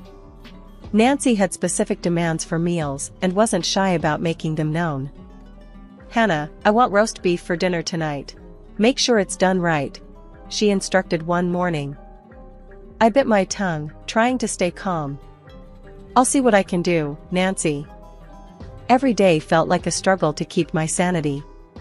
Tom was no help, constantly siding with his parents. I felt trapped in my own home, forced to cater to people who treated me like a servant. One evening, I decided I'd had enough. I needed to confront Tom and make him understand how miserable I was. "Tom, this can't go on. Your parents are treating me like a servant, and it needs to stop," I said, my voice trembling with frustration. He shook his head. "You're overreacting. Just deal with it." I felt tears of frustration welling up, but held them back. It was clear Tom wasn't going to change his stance. I knew I had to find a way to stand up for myself and take back control of my life. As the days went on, I tried to set firmer boundaries with Nancy and John, but it felt like a losing battle. They continued to overstep, and Tom continued to defend them. So, one day I went for a run to clear my head and ended up taking a nasty fall. I broke my leg and some good Samaritans called an ambulance for me. After a long day at the hospital, I finally got back home in a taxi, exhausted and in pain. When I hobbled through the door on crutches, Nancy and John were sitting in the living room, watching TV. Tom was there too, looking annoyed. Nancy glanced up and said, "Where's dinner, Hannah? We had to order pizza." I pointed to my leg, still throbbing with pain. "I broke my leg. I couldn't cook." Tom chimed in, clearly irritated. "Hannah, stop pretending. You can still cook." "Pretending? I was at the hospital all day, Tom," I shouted, feeling the frustration boiling over. "No need to get dramatic," Nancy said, turning back to the TV. I was forced to cook dinner on crutches the next day. It was a struggle, but I managed to get something on the table. Nancy and John still found reasons to complain. A few days later, we were having dinner when Nancy dropped another bombshell. "We've invited our relatives over for Thanksgiving. Since you're laid up with that leg, you should move out for a couple of weeks. They'll need the space." I stared at her in disbelief. "You want me to leave my own house?" John nodded. "It's just for a couple of weeks, Hannah. You'll be in the way with that leg." Tom just sat there, not saying a word. I looked at him, hoping for some support, but he avoided my gaze. "You can't be serious," I said, feeling my patience snap. "This is my house. I'm not going anywhere." Nancy crossed her arms, looking defiant. "We've already told them they can stay here." I felt a surge of anger. "You had no right to do that. This is my home, not yours." Tom finally spoke up. "Hannah, just do it. It's only temporary." I couldn't believe what I was hearing. "You expect me to leave my house so your relatives can stay here? With my broken leg?" "You're being difficult, Hannah," Nancy said, her voice cold. I felt my blood boil, but then a strange calm washed over me. I smiled, feeling a surge of strength. "No, Nancy, you get out of my house." Tom exploded. "Hannah, you're a freeloader. You live off my money. If you don't do what my parents say, I'll divorce you." I kept my smile, feeling a strange sense of relief. "Fine, Tom. I agree to the divorce." He looked shocked, clearly not expecting that. "You'll regret this, Hannah." I stood up, steadying myself on my crutches. "No, Tom. I'm done with all of you. Pack your things and get out." Tom stormed out of the room, fuming. He called the movers right then and there, and within a few hours, they were loading up the truck with their stuff. I watched them, feeling a mixture of relief and anger. I couldn't believe it had come to this, but I knew it was the right thing to do. They drove away, leaving me standing in the doorway, my leg throbbing but my heart feeling lighter. The next morning, I wasted no time. I called a locksmith and had the locks changed on the house. I wanted no chance of them coming back. With the new locks in place, I started cleaning the house, hobbling around on my crutches. My leg was healing slowly, but I was determined to get rid of every reminder of Tom and his parents.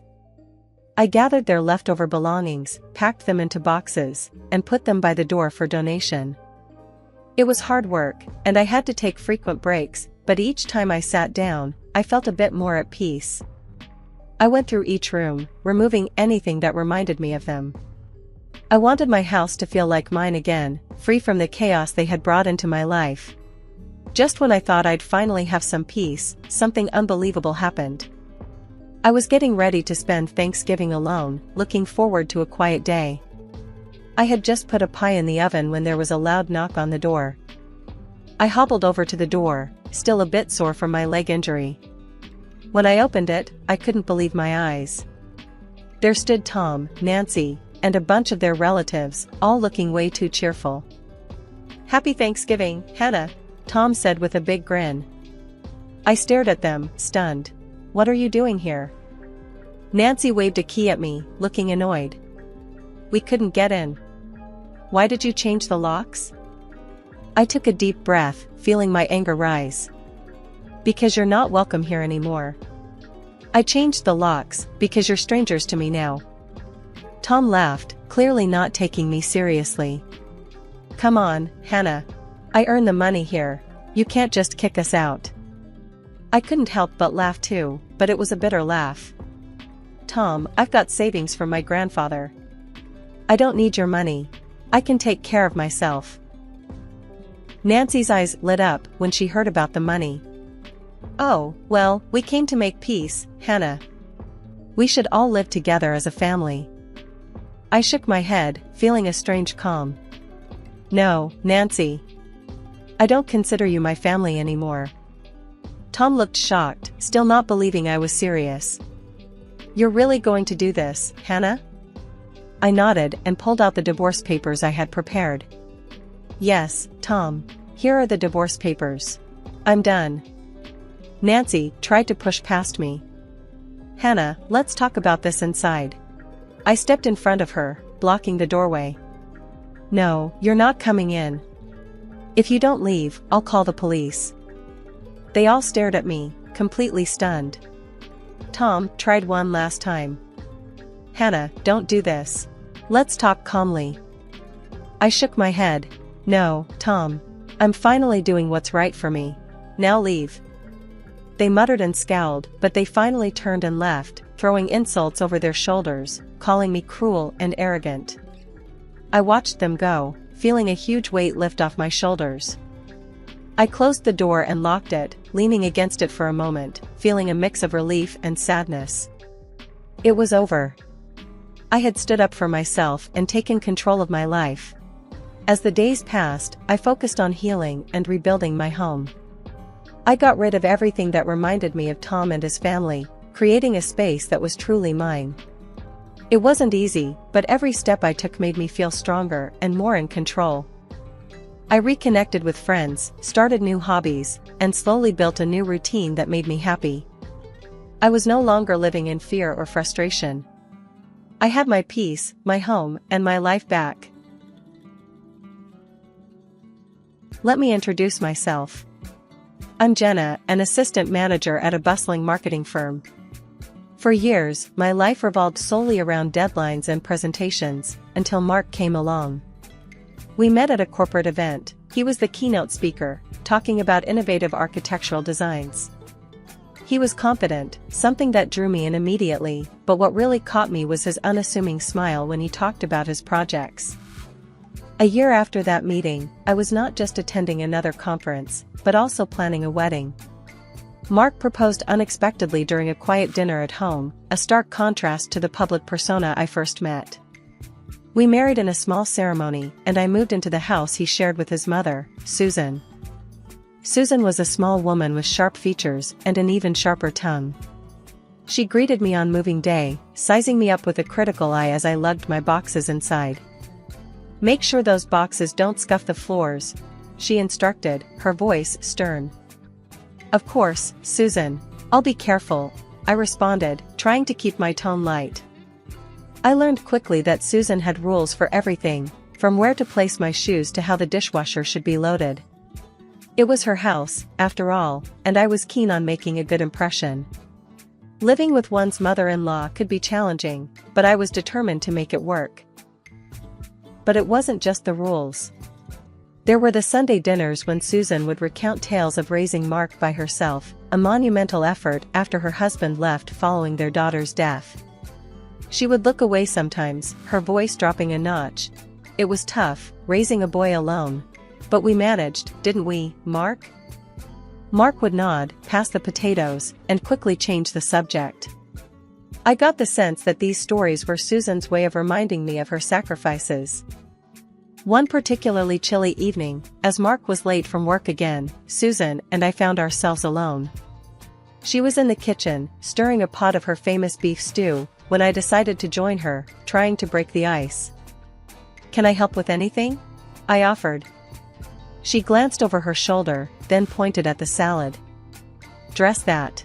And don't drown it in vinegar like last time." Her words stung a bit, but I kept my smile. "I'll get it right this time." As I mixed the salad, Susan continued her monologue about the past. "Mark was always such a sensitive child. Needed more looking after than most boys. It's good you're here now. Maybe you'll manage better than I did," she said, her words a mix of hope and challenge. Settling into life with Susan and Mark proved to be a complex dance of personal boundaries and shared spaces. The early days were tough, with Susan watching every move I made around the house.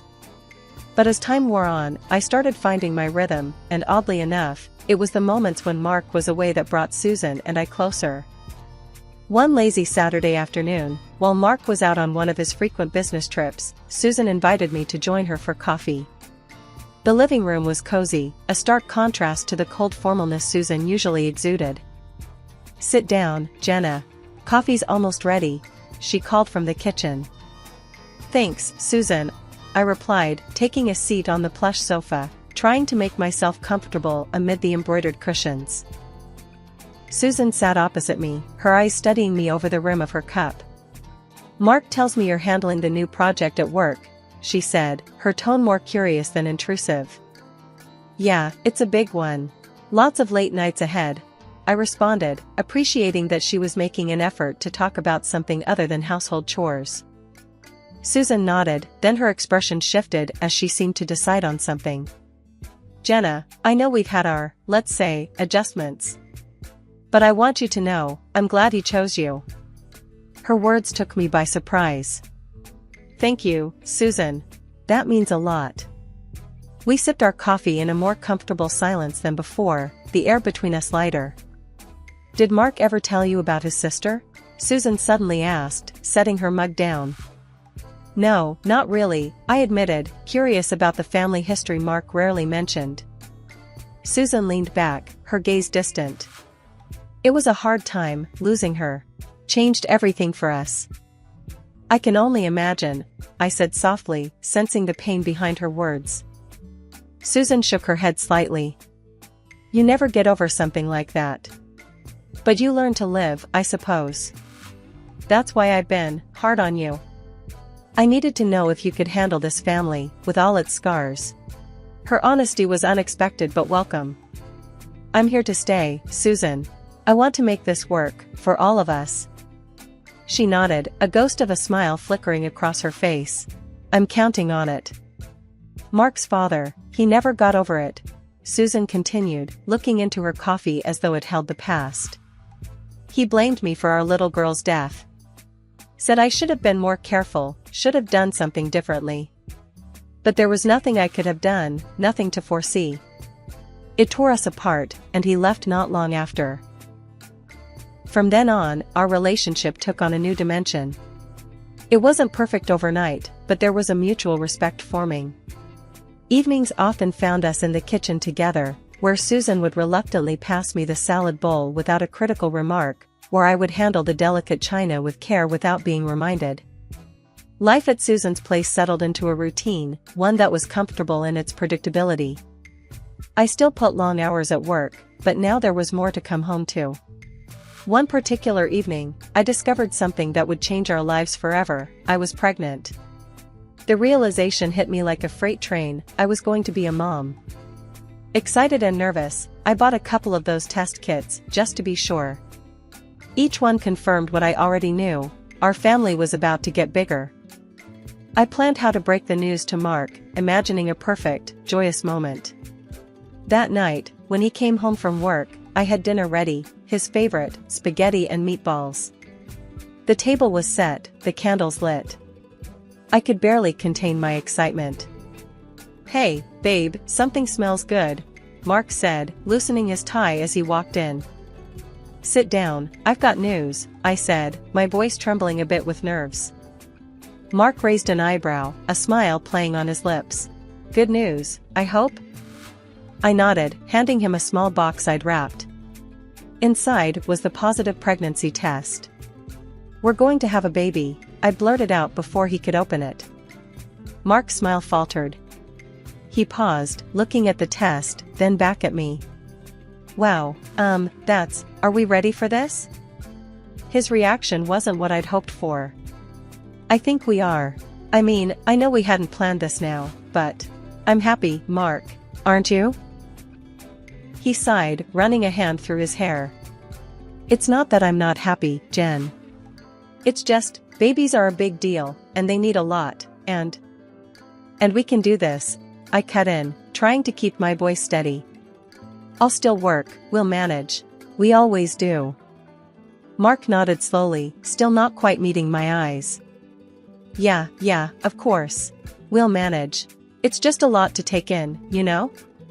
Dinner went on, the candles burning lower, the initial excitement I felt dampening under the weight of Mark's hesitant acceptance. It was clear we had a lot to talk about, a lot to figure out.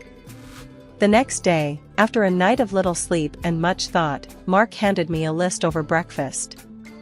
It was detailed, outlining everything he thought needed to be addressed before and after the baby arrived. I looked over the list. Separate bedrooms after the baby's born, schedules for nighttime feedings, budget adjustments. And all this should have been done only by me. "Mark, this feels like it's just my baby, not ours," I said, trying to keep the frustration out of my voice.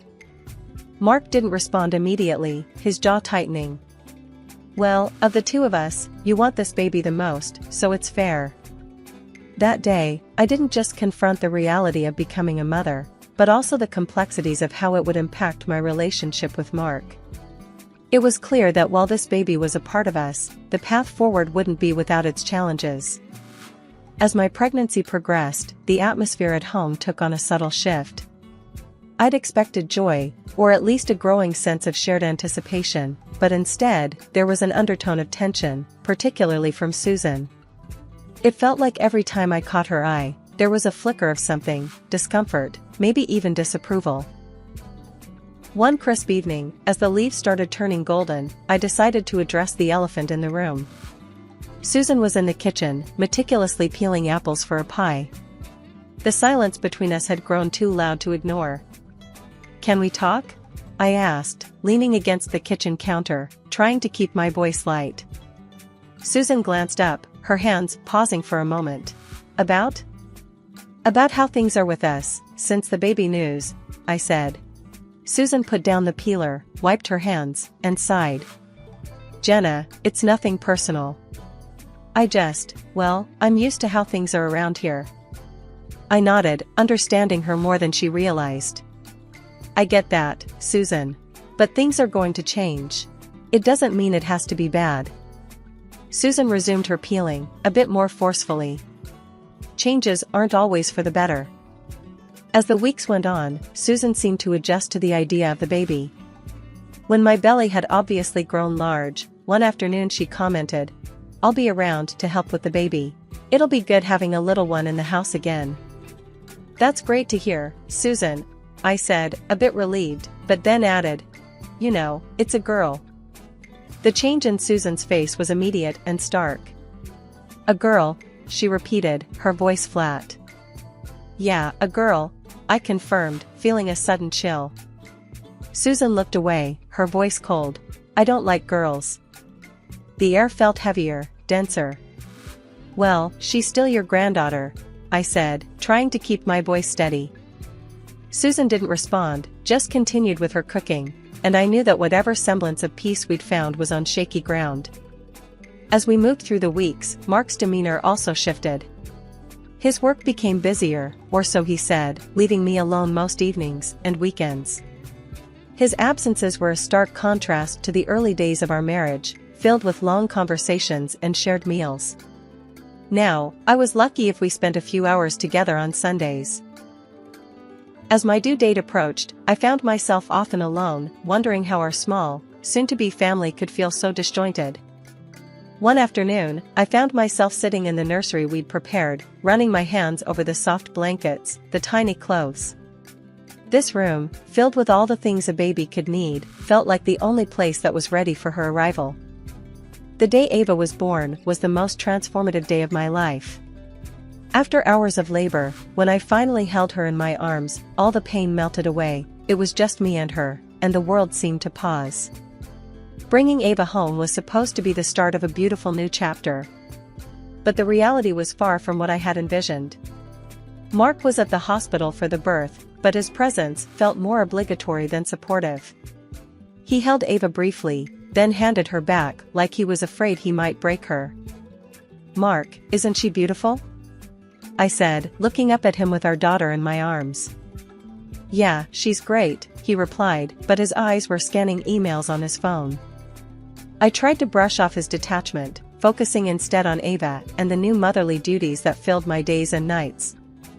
As the weeks passed, Mark's absences grew longer. He was either buried in work or out with friends. "I need some air, Jen. You've got everything covered here," he'd say, kissing my forehead before disappearing for hours. It was during one of his absences that Susan's true colors regarding Ava started to show. Initially, when we brought Ava home, Susan had seemed to soften slightly, watching me feed her or change her with something that almost looked like curiosity. But that changed one day when Ava wouldn't stop crying. I was rocking her, walking up and down the living room, utterly exhausted. Susan walked in, her expression sour. "Can't you make her stop? All this noise is giving me a headache," she snapped. I was too tired to argue. "I'm trying, Susan. She's just a baby, she doesn't understand." "Well, you need to do something. Maybe take her out for a walk or something. Get her out of the house," Susan suggested, but her tone was far from helpful. As the weeks turned into months, the situation at home grew tense. Ava's colic didn't improve, and with Mark hardly around and Susan's constant remarks, I felt more alone than ever.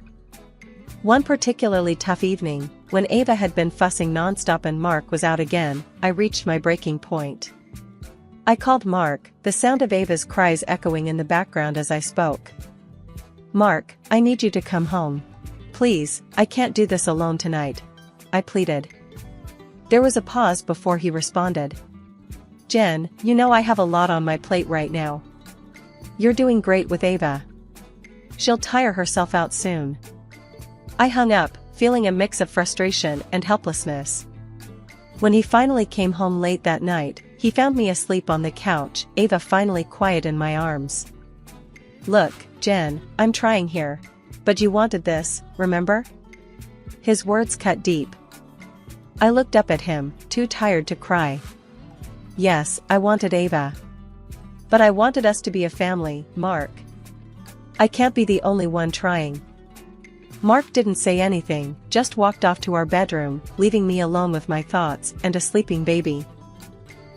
That morning, my home office was a disaster zone, papers everywhere, and my laptop screen filled with endless data. The deadline for my report was looming large, and stress was my constant companion. Ava, only a few months old, was unusually cranky, adding to the chaos. In desperation, I turned to Mark. "Can you watch Ava for a few hours? I really need to focus." Mark, looking as if he'd rather be anywhere else but here, pulled out a crumpled piece of paper from his pocket and pointed at it. "Remember this? We agreed you'd handle Ava during the day." "I've got my own work, Jenna." I stared at him, feeling a surge of frustration. It's just for a few hours, Mark. Can't you help out just this once? He shook his head, unmoved, and turned back to his computer. Just then, Susan walked into the room, her expression unreadable. "I'll watch her," she said abruptly. I was taken aback, given her usual reluctance to involve herself with Ava. "Are you sure, Susan?" "Yes, go on. Get your work done." Grateful despite my reservations, I grabbed my things and headed to the office. The quiet there was a stark contrast to the tension at home. I buried myself in work, my mind only half on the financial analyses and forecasts. Hours later, drained from the mental exertion, I returned home. The house was silent. Too silent. In the living room, I found Susan watching TV, seemingly at ease. "Where's Ava?" I asked, trying to keep my voice calm. "She's been sleeping quietly in her crib," Susan replied without turning to look at me. Surprised and relieved, I tiptoed to the nursery. There she was, Ava, looking peaceful in a way that she hadn't for days. It was a relief, but a part of me stirred with unease. She usually never slept this long without waking. I went back to my home office to catch up on more work, but as the night wore on, a nagging worry grew. Ava hadn't woken for her feeding, hadn't made a sound. Something wasn't right. Rushing back to the nursery, I reached for Ava, gently shaking her shoulder. "Ava, sweetie, wake up," I whispered. No response. Panic clawed at me. I scooped her up, feeling her too still, too quiet. "Ava!" I cried louder, hoping for any sign of awakening. Nothing. Mark heard the commotion and appeared at the door, annoyance etched on his face. "What's the problem?" "She's sleeping, isn't that what you wanted?" "She's not waking up, Mark. Something's wrong." My voice was sharp with fear. Susan came in behind him, her face set in a frown. "Stop being dramatic, Jenna. You're just overreacting." I held Ava closer, and that's when I smelled it, a faint but distinct odor of alcohol. "She smells like alcohol." "Why does she smell like alcohol?" I gasped, my heart racing. "You're imagining things," Susan snapped, her voice harsh. "Just lay her down and go rest." But I couldn't. I couldn't just lay her down. I dialed 911, my hands trembling as I explained the situation. Every second felt like an eternity, waiting for the ambulance, clutching Ava, praying for her to stir. The moment the ambulance arrived, everything became a blur. The paramedics rushed into our home, and even Mark and Susan finally emerged from their rooms, their expressions unreadable. They silently watched as the paramedics worked on Ava, checking her vital signs and quickly assessing her condition. The urgency in their movements was terrifying. One of the paramedics called out as he lifted Ava carefully. "We need to move fast. She's unresponsive." As they wheeled her out on the stretcher, I followed, barely aware of my own feet moving. At the hospital, doctors swarmed around Ava, their voices a mix of calm and urgency. I stood there, frozen, until one of them approached me holding a feeding bottle. "Is this what you've been feeding her?" the doctor asked, his tone serious. I took the bottle, my hand shaking.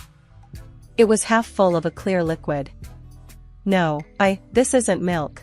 What is this?" My voice cracked as the realization hit me. The doctor's face was grim. "It's alcohol. It was in her crib. She's in critical condition because of it." Hearing those words, my legs gave out, and the room spun. The next thing I knew, I was waking up in a hospital bed, a nurse hovering over me. "Where's Ava? How's my daughter?" I asked immediately, trying to sit up. "Take it easy," the nurse gently pushed me back down. "Your daughter is stable now. We've managed to clear the alcohol from her system. She's doing much better." As the nurse stepped out, a couple of social workers came in. Their expressions were somber as they introduced themselves. "We've been informed about the situation," one of them started. "It appears your mother-in-law was responsible for giving your daughter alcohol. She told us it was to help her sleep and not be a disturbance." I felt sick. The reality of Susan's actions was horrifying. She did this, on purpose? Yes, she admitted to diluting cognac and giving it to Ava. We've already contacted the police. They're handling it from here, the other social worker added. As they spoke, memories flooded back, the story Susan had told about her past, her daughter's tragic death. It hit me then, a chilling thought. Could this be how her own daughter died? She always said her husband blamed her for their daughter's death, I muttered, half to myself. The social workers exchanged a look. We'll make sure to mention this to the police. It could be relevant to their investigation. After they left, I lay back, exhausted and overwhelmed. My mind raced with what needed to be done next. It wasn't just about recovering from this nightmare, it was about protecting Ava from ever experiencing anything like this again. When Mark came to visit, his face pale, he looked like he was about to speak, but I cut him off. How could you not see what was happening? She was under the same roof as us, Mark. I didn't know. He stammered, looking away. I'm sorry. I should have been there more. I should have seen. Sorry isn't enough, Mark, I want to get a divorce, I said firmly, my resolve hardening. It was about taking action, making sure our daughter never had to suffer like this again.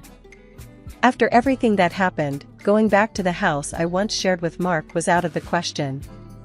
Ava and I moved in with my parents for a while as I sorted things out. During that time, I filed for divorce. It was a tough decision, but necessary for our well-being. The court proceedings were draining. In the end, Susan was sentenced to a short term in prison. They could not prove Susan's guilt in her daughter's death, and had to pay a hefty financial compensation. Mark was ordered to pay child support. It wasn't about the money, though, it was about ensuring Ava's future was secure. A few months later, I bought an apartment. It was small, but it was ours, a sanctuary for Ava and me. We decorated it with bright colors and filled it with laughter and new memories. It was during this time of rebuilding our lives that I received an unexpected visitor. Mark's father, Greg, came by one afternoon. I hadn't seen much of him over the years, but he was always kind and had a gentle manner. His visit was a surprise, and honestly, a bit unsettling at first. Jenna, I hope it's all right that I stopped by, he started, his hat in his hands, a nervous habit. Of course, Greg. It's good to see you, I said, leading him into the living room. Would you like some coffee?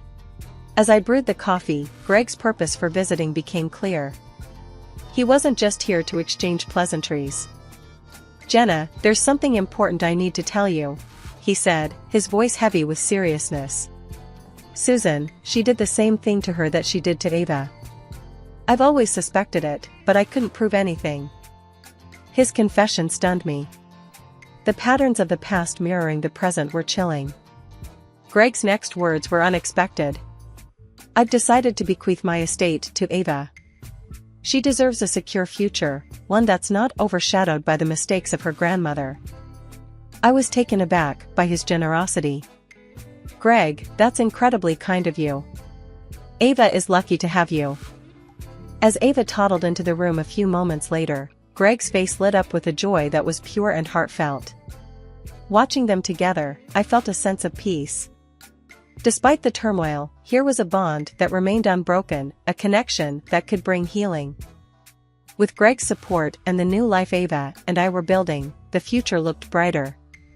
I continued to work from home, balancing my career with being a full-time mom. Each day was filled with small achievements and large milestones, and I cherished them all. My name's Elizabeth. I teach science at a private school, and thanks to my folks having a bit of money, I've had a cushy life so far. But let's not get into that, it's not like I flaunt it. Every morning, before the sun gets too bold, I lace up my sneakers and hit the park trails for a run. There's this elderly lady, Mrs. Ramsey, who parks herself on the same bench every morning. She just sits there watching the lot of us run laps, like we're on some reality show. One crisp morning, as I slowed down for a breather near her usual spot, she called out to me. "Good morning. You're quite the regular, aren't you?" she said, her voice surprisingly strong for someone her age. Yeah, I try to be, I replied, wiping the sweat off my brow. Helps me keep sane. She chuckled. I bet it does. I'm Marjorie, by the way. Marjorie Ramsey. Elizabeth, I said, stretching my legs a bit. Nice to meet you, Marjorie. Marjorie patted the spot next to her. Mind if I give you some company while you catch your breath? I sat down, figuring a little chat wouldn't hurt. Not at all. Do you come here just to watch us run? Partly, she admitted with a mischievous grin. But I also like the fresh air, and I've been looking for someone. Looking for someone? In the park? I frowned, a bit puzzled. Not like that, dear, she laughed. I've been on the lookout for a suitable young woman. I raised an eyebrow. Suitable for what exactly? For my son, she said bluntly. He needs a good wife. I almost choked on my water. Come again? You heard me, Marjorie said, her eyes scanning my face. My son, he's a good man. Successful, kind, but terribly shy. I figured it's time he settled down. And you're scouting in the park? I couldn't help but laugh. It was bizarre, really.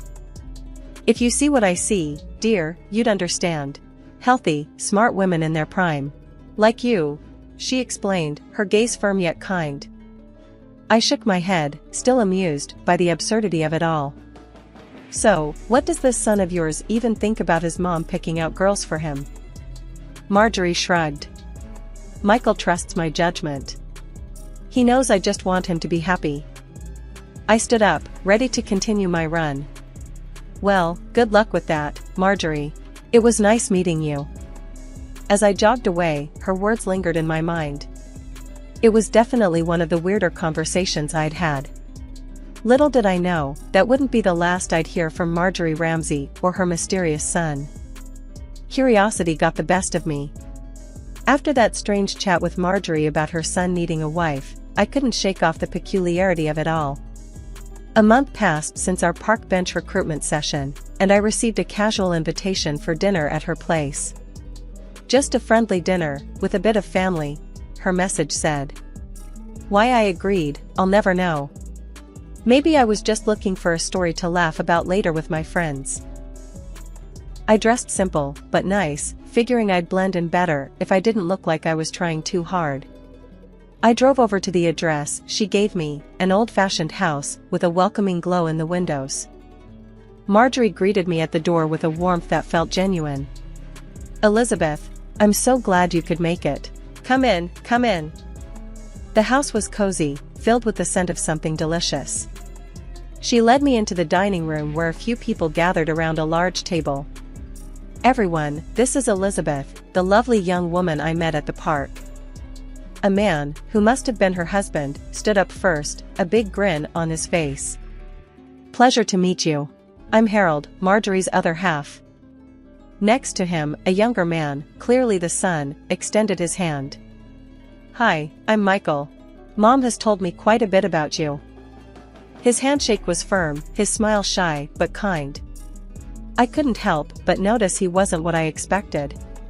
He seemed normal, nice even. And then a woman around my age, with a friendly face, came over with her arm extended. I'm Anna, Michael's sister. And don't worry, we're not all in on this matchmaking scheme. Her tone was teasing, and I relaxed a bit, laughing with her. Glad to hear it, I replied. We settled around the table, and the conversation flowed surprisingly easily. Michael was a software developer, not the entrepreneur Marjorie had embellished him to be, and Anna worked as a graphic designer. As we ate, Marjorie couldn't help herself. Elizabeth teaches science at a private school, you know. Quite the brainy one. Mom, let's not start selling her credentials, Michael chuckled, his cheeks reddening a bit. The food was great, and the company was unexpectedly enjoyable. Michael was easy to talk to, his interests broad and his humor gentle. Anna was a riot, her sharp wit making me laugh more than I had in weeks.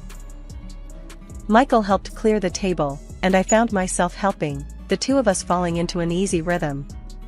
Sorry about all this, he murmured as we stacked dishes in the kitchen. Mom means well, but she can be a bit much. It's fine, really. I've enjoyed getting to know everyone, I said honestly. As I drove home later that night, I reflected on the evening. It had been nothing like I expected. No pressure, just good food and good people. Maybe Marjorie was a bit unconventional in her methods, but her family was alright. The next day, my phone rang unexpectedly. It was Michael.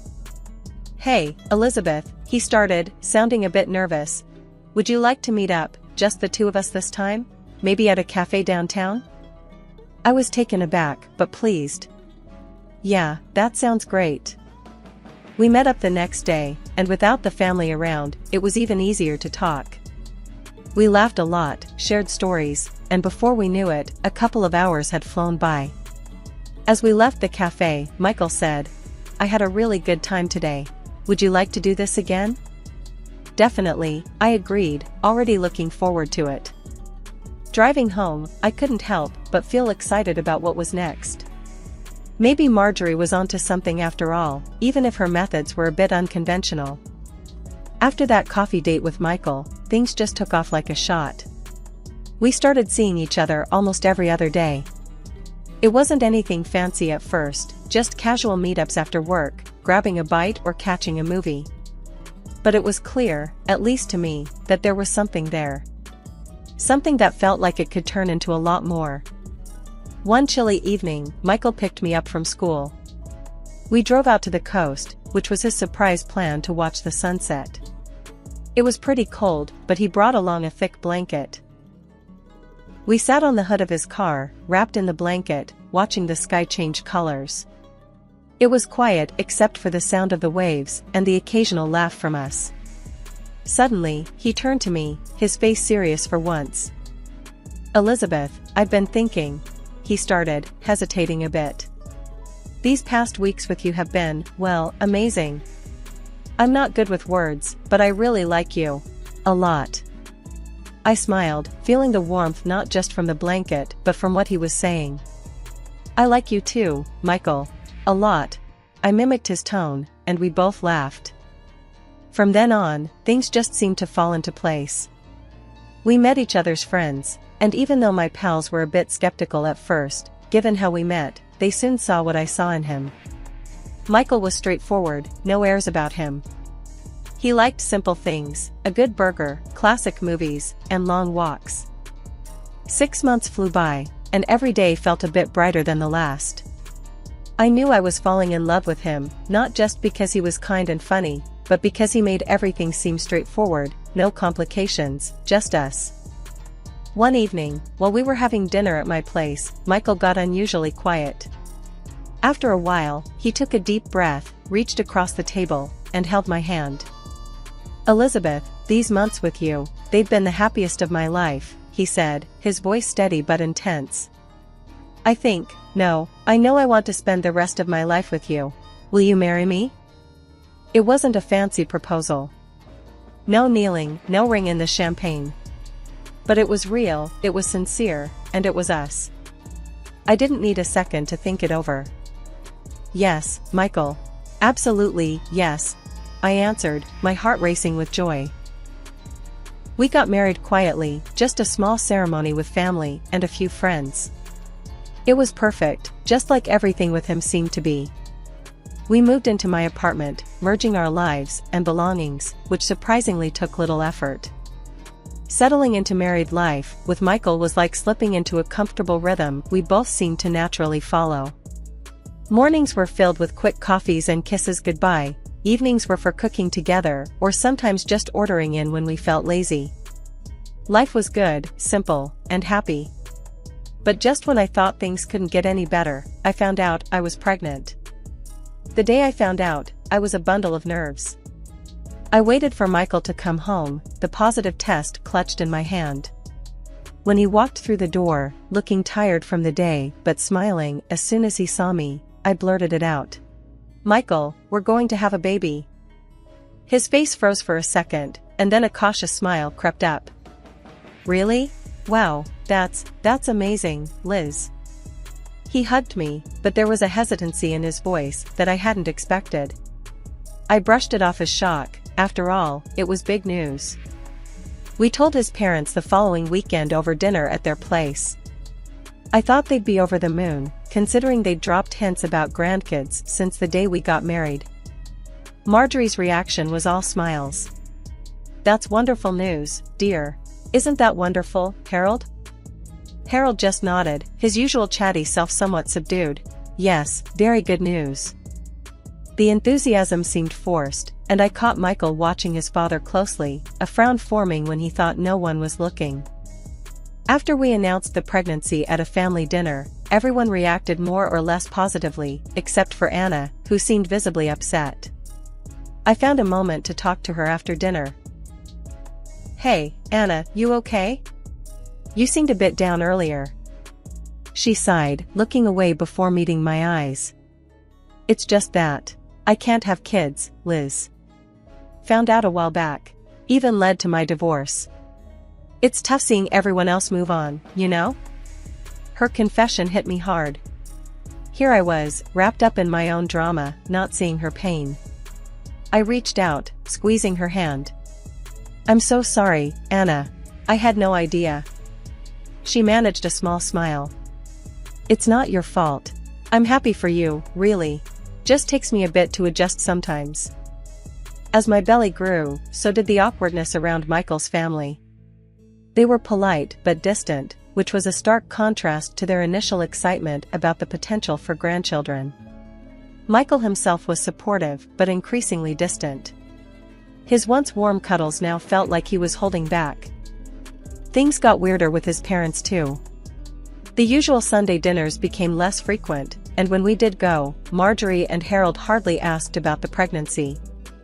They talked about everything else, Anna's new job, Harold's golf games, even the neighbor's landscaping, anything but the upcoming grandchild. During one particularly tense visit, I overheard Marjorie whispering to Michael in the kitchen. "Make sure everything's ready for the baby." Michael's reply was low, but I caught the tail end of it. "I know, Mom. I'm on top of it." What was there to be on top of? His vague, cryptic responses and the lack of enthusiasm were starting to wear me down. Giving birth to my son was the most surreal experience of my life. There he was, this perfect little human that Michael and I created, and he was all ours. But the bliss of becoming a mother got a rude awakening the very next day. It was early morning, not long after the nurses had shifted shifts, when one of them came into my room. She looked around quickly, a bit too nervously for a regular checkup. "I need to take him for some special procedures," she muttered, reaching for my son's crib. "Special procedures?" I echoed, my voice hoarse from exhaustion. "What kind of procedures?" No one mentioned anything about taking him away. She paused, her hands hovering over my baby. "It's just routine, ma'am. We need to run a few tests." I reached out, my instinct screaming at me to keep my baby close. "I'd like to see some kind of order for that." "Can you bring me the paperwork?" I asked, trying to keep my tone steady. The nurse blinked, taken aback. I'll be right back," she stammered, and hurried out, without my son. Something about that interaction didn't sit right with me. I pressed the call button for another nurse, wanting more answers, but before anyone came, the shift changed, and the atmosphere seemed to calm down. That night, however, the same nurse returned. It was late, the dim lights in my hospital room casting long shadows. She didn't see that I was still awake, my eyes barely closed. In her arms was another baby, not mine, and she was tiptoeing towards my son's crib. Adrenaline shot through me. Ignoring the pain in my body, I got up and confronted her. "What are you doing? Who's that child?" The nurse jumped, nearly dropping the infant she held. I got the rooms mixed up," she stammered, her face pale. "Rooms mixed up? Really? Twice in one day with the same baby?" I snapped, my heart racing. The baby in her arms began to cry, and the nurse quickly turned and left, almost running from my room. I was left shaking, clutching my son to my chest, too scared to let him go even for a second. Come morning, the whole incident felt like a nightmare. I called my mom, recounting the events, my voice trembling. "Sweetheart, it's probably just your hormones going wild. You just had a baby, it's normal to feel overprotective," she soothed. Was I being paranoid? No, something was wrong, but my exhausted mind struggled to piece it together. Later that day, I was discharged and went home. Michael was there, waiting for us. His reaction, however, was not what I expected. He looked at our son, his expression unreadable and distant. "Isn't he perfect?" I tried to break the ice, handing our son to him. "Yeah, sure," Michael responded flatly, his interaction lacking any warmth. I watched, a sinking feeling in my gut, as he handed our son back to me much too quickly. "I've got to catch up on some work," he muttered and disappeared into his home office. It's been a year since I brought my son into this world, a year that should have been filled with shared smiles and family warmth. Instead, it's been the most confusing and cold period of my life. Michael, who once promised to stand by me through everything, now spends most of his time at work. When he is home, it's like he's just a shadow passing through our lives, barely noticing his own son. The change wasn't sudden. It crept up on us, gradually, like a slow-moving storm cloud. I noticed it first when, despite all the excitement of his parents about having a grandson, they lost interest almost immediately after he was born. Their enthusiasm shifted in ways I couldn't understand. One afternoon, Anna, Michael's sister, dropped by with a toddler. She was glowing with a new kind of joy. "I adopted him," she told me, her eyes lighting up. "Mom suggested I look into adoption, and well, here he is." She introduced me to a bright-eyed little boy, who clung to her with shy curiosity. I was happy for her, truly, but I couldn't help but notice the lavish attention her son received from my in-laws. Toys, clothes, endless visits, Anna's son received everything. And my son? It was as if he didn't exist in their world. Michael didn't seem bothered by his parents' blatant favoritism. He spent whatever little time he had at home talking to Anna about her son, completely ignoring our child who yearned for just a fraction of that attention. I tried talking to Michael about it. One evening, after another dinner where Michael had excused himself early to work, I confronted him. "Michael, we need to talk. It's about our son," I started, my voice steady despite the churn of emotions inside me. "You've missed his first words, his first steps. You don't see him, Michael. And neither do your parents. What's going on?" Michael sighed, finally shutting his laptop with a snap. "Liz, you're making it into a bigger deal than it is. We're busy, that's all." "Too busy for your own son?" My voice cracked, the hurt too deep to mask. "Why do your parents shower Anna's son with affection and ignore ours?" "It's just different, Liz. Anna's situation is different." He was evasive, his words doing nothing to soothe the growing rift between us. Over the next few weeks, I watched as Anna's child received all the love and attention from his grandparents that my son should have been getting. It wasn't just the gifts. It was the visits, the cuddles, the photos taken and shared with pride. Meanwhile, my son's milestones went unnoticed, his achievements uncelebrated. I was fed up, truly exhausted from the constant coldness and secrets. It came to a head during a family dinner, which was as tense as ever. I was determined to have it out with Michael, to demand answers about why everything had turned so sour. Just as I was about to speak, Michael, to my shock, beat me to it. "I need to talk to you," he said flatly, his eyes avoiding mine. "Fine," I replied. "I have things to say too." Michael's next words hit me like a freight train. "I don't love you anymore, Liz. I don't need you." His voice was cold, emotionless.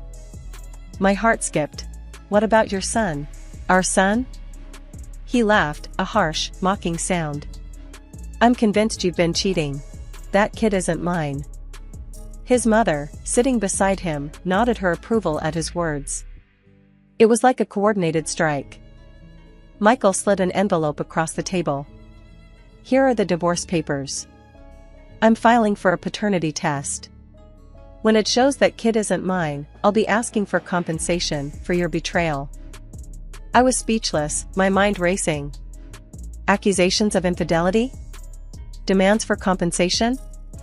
This wasn't just cold, it was brutal. I stood up, my chair scraping loudly against the floor. "I've never been unfaithful, and I'll take your test. You'll see you're wrong." My voice was shaking, but I was furious. As I left, his mother hurled insults at me, words so vile they made me tremble with anger.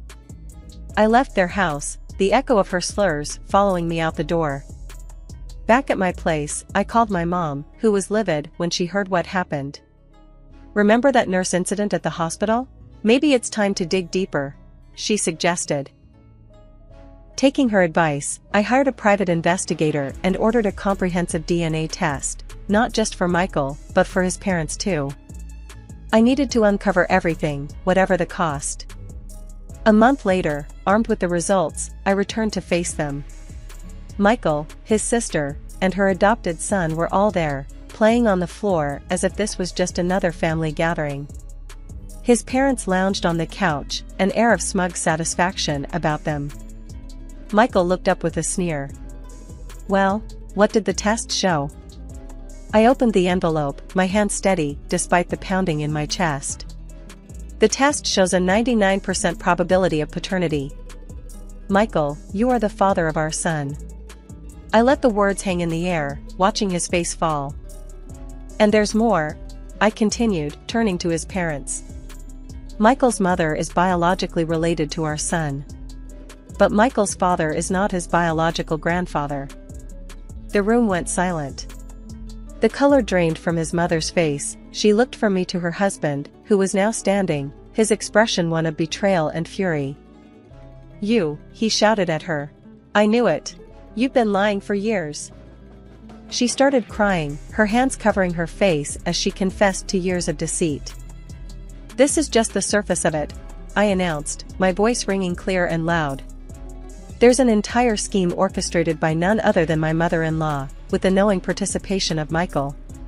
Marjorie devised a plan to avoid the expenses of surrogacy by ensuring her son married a suitable candidate, me. A wealthy, healthy woman, selected specifically to bear a child for the purpose of inheriting the family's fortune," I continued, the words tasting bitter. "After my son was born, the next phase of their plan was to replace him with another child, a baby switched by a bribed nurse whom a private detective has since convinced to testify against you." Anna's eyes widened, her gaze flickering between her brother and her mother, betrayal written all over her face. And the cruelty didn't end there. This woman, I pointed directly at my mother-in-law, persuaded Anna to adopt a child she believed was mine, thinking she was raising her biological grandson. Anna's face crumpled, tears streaming down as she clutched the little boy closer to her chest. Her mother, my mother-in-law, had been sobbing moments before, her secrets exposed, her marriage crumbling. But at my accusation, she hardened, her tears drying as she turned to Anna. "He's not ours, Anna. It's best if he goes back." But Anna shook her head, her voice breaking, but resolute. "No, mother. He's my son. I love him, and I won't let him go, because of your mistakes. Because of your actions, Michael, and you will face the consequences," I declared, my resolve as firm as the gavel I imagined in my hand. "I am suing for full custody of my son and for damages for the fraud attempted. You tried to steal my son and accuse me of infidelity, to strip me of everything." The court proceedings that followed were grueling but straightforward. Armed with irrefutable evidence and the testimony of the nurse, the judgment was swift. My mother-in-law received a sentence of 2 years for her role in the deception. Michael agreed to a settlement that included substantial financial support and alimony. As the judge pronounced the sentence, my soon-to-be ex-father-in-law, a man betrayed and broken, filed for divorce, severing the last ties that bound him to the woman he had once loved. Now, I focus on raising him in a world filled with love and devoid of deceit. Anna and her son are frequent visitors to our home, the children playing together as we support each other in our new lives. I always thought I had a normal life, a bit secluded, maybe, but normal. That's what you think when you grow up, surrounded by the same high walls, the same echoing halls. My name is Valentina Ricci, and I live in a large house near the outskirts of Naples. To anyone peering through our iron gates, it might look like a mansion from a fairy tale. But fairy tales don't tell you about the shadows. My father, Luca Ricci, is a businessman, or so he claims. I've overheard enough hushed phone calls and seen enough strange faces coming in and out of our home to guess that his business isn't the kind you learn about in school. He's a broad-shouldered man with a stern face that rarely smiles, except when he's making a deal or when his pals, who reek of smoke and secrets, pat him on the back and call him Padrino. My mother, Maria, is a beautiful woman, but you can see the sadness etched into her face if you look closely enough. She spends most of her days in the garden or in her painting room, where the smell of oils and turpentine mix with her sighs. One evening, I was coming down the stairs, the sound of my footsteps lost in the vastness of our hall, when I heard them, the sharp snaps of my father's voice. I paused, gripping the ornate railing, listening. "You can't back out now, we're too deep in this," he growled in Italian. His words were like ice. "You think you can just walk away? Think about your family." I wasn't supposed to hear that. I wasn't supposed to know these things. I rushed back to my room, my heart pounding, trying to convince myself that maybe he was just talking about a regular business deal. But deep down, I knew. Days went by, and the visitors became more frequent. My father would be away for days, coming back at odd hours, his suit smelling of smoke and something else, something metallic, like blood. It was during one of those days when he was away that I found my mother crying in the kitchen. She was sitting at the table, her head in her hands, a cup of untouched coffee in front of her. "Mama," I said softly, walking over to her. "What's wrong?" She looked up, wiping her eyes. "It's nothing, Valentina. Just adult problems, tesoro." I sat beside her, taking her hand. "Is it about Papa?" She sighed, her gaze drifting to the window where the curtains fluttered slightly with the breeze. "Your father, he has a lot of responsibilities. Things that, well, you wouldn't understand." "But why do you cry?" I pushed, needing to understand her sadness. "It's hard, Valentina," she replied, squeezing my hand. "This life, your father's life, it's not simple. I worry about him, about us. But we could leave, right? If it's so bad, why don't we just go?" Her laugh was bitter, nothing like the warm chuckles she shared on my birthdays. "And go where? Your father's reach is far, and his colleagues, they don't let people just walk away." I wanted to argue, to scream that we could try, but the resignation in her eyes stopped me. It was then I realized that our gilded cage was locked from the outside, and my father held the key. Life took a turn, and the days blended into a silent monotony. My father decided that school wasn't safe for me anymore. "Too many risks," he muttered one evening, not really talking to me, but more to himself. I didn't argue. Arguing with Luca Ricci was like yelling at a storm to stop raining. Useless and potentially dangerous. Instead of school, the dining room became my classroom, and a series of tutors came and went. They taught me languages, English, French, even some German. "For your future," my father said, but he never explained further. Languages I could handle, but the good manners lessons felt like a joke. "Sit up straight, Valentina. A lady never rests her elbows on the table, Valentina. Smile, but not too widely, speak, but not too loudly." One day, I couldn't take another moment of the etiquette tutor's nagging. "Why does it matter?" I snapped, slamming my book shut. "Who am I trying to impress in here?" She looked taken aback, her eyes wide and her mouth pinched tight. "Your father insists." "I don't care what he insists on," I shouted, then immediately regretted my outburst. She was just doing her job, after all. That night, I couldn't sleep. The house felt smaller, tighter. I slipped out of my bed and wandered down to the kitchen for a glass of water. The light was on, and my mother was there, sitting at the table again, looking lost in thought. "Can't sleep?" I asked, my voice a whisper in the large, empty kitchen. She jumped a little, then forced a smile.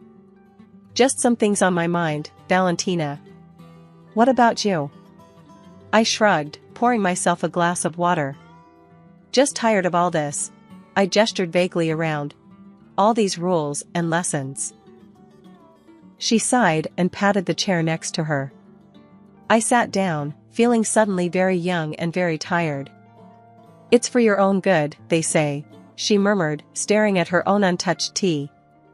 "But sometimes, I wonder if we're not just preparing you for another kind of prison." I didn't ask what she meant. It seemed too deep, too dark for the night to hold. The next morning, I was supposed to have another language session, but I lingered over breakfast, dreading the return to the dining table turned classroom.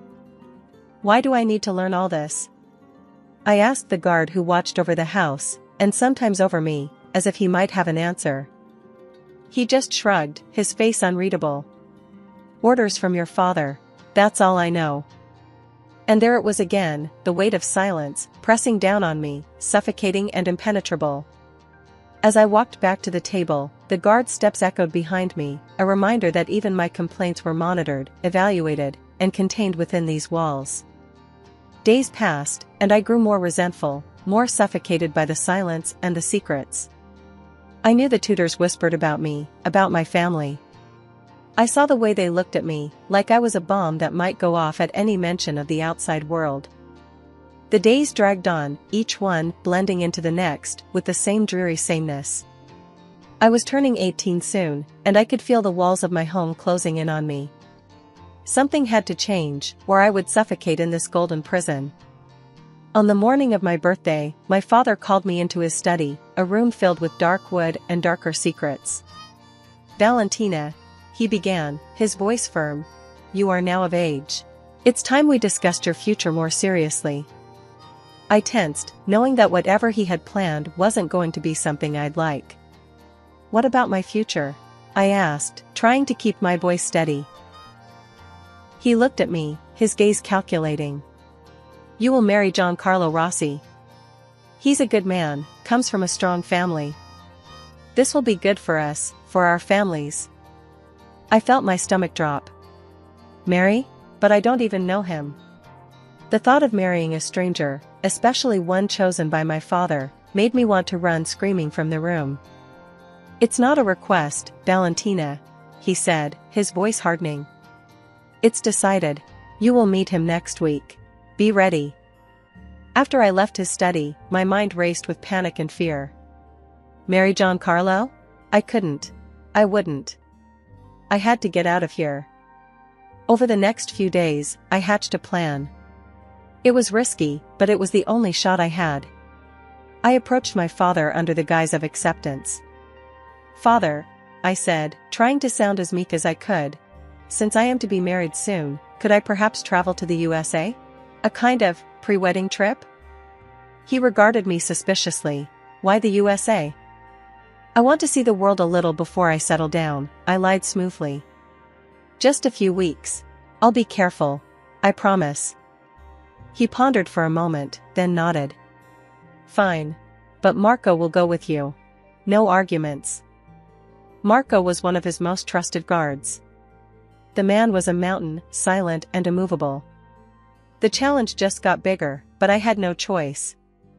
"Thank you, Father," I said, keeping my relief hidden. The following week, as planned, I landed in New York City with Marco shadowing my every move. The city was a breath of fresh air, a stark contrast to the stifling life back home. I knew I had to act fast. One day, while Marco was distracted, I slipped into a store and bought a few essentials, clothes, a wig, and a prepaid phone. Later, at a crowded supermarket, I seized my moment. I feigned interest in some products on a lower shelf, waited for Marco to move ahead, then quickly changed my appearance in the restroom.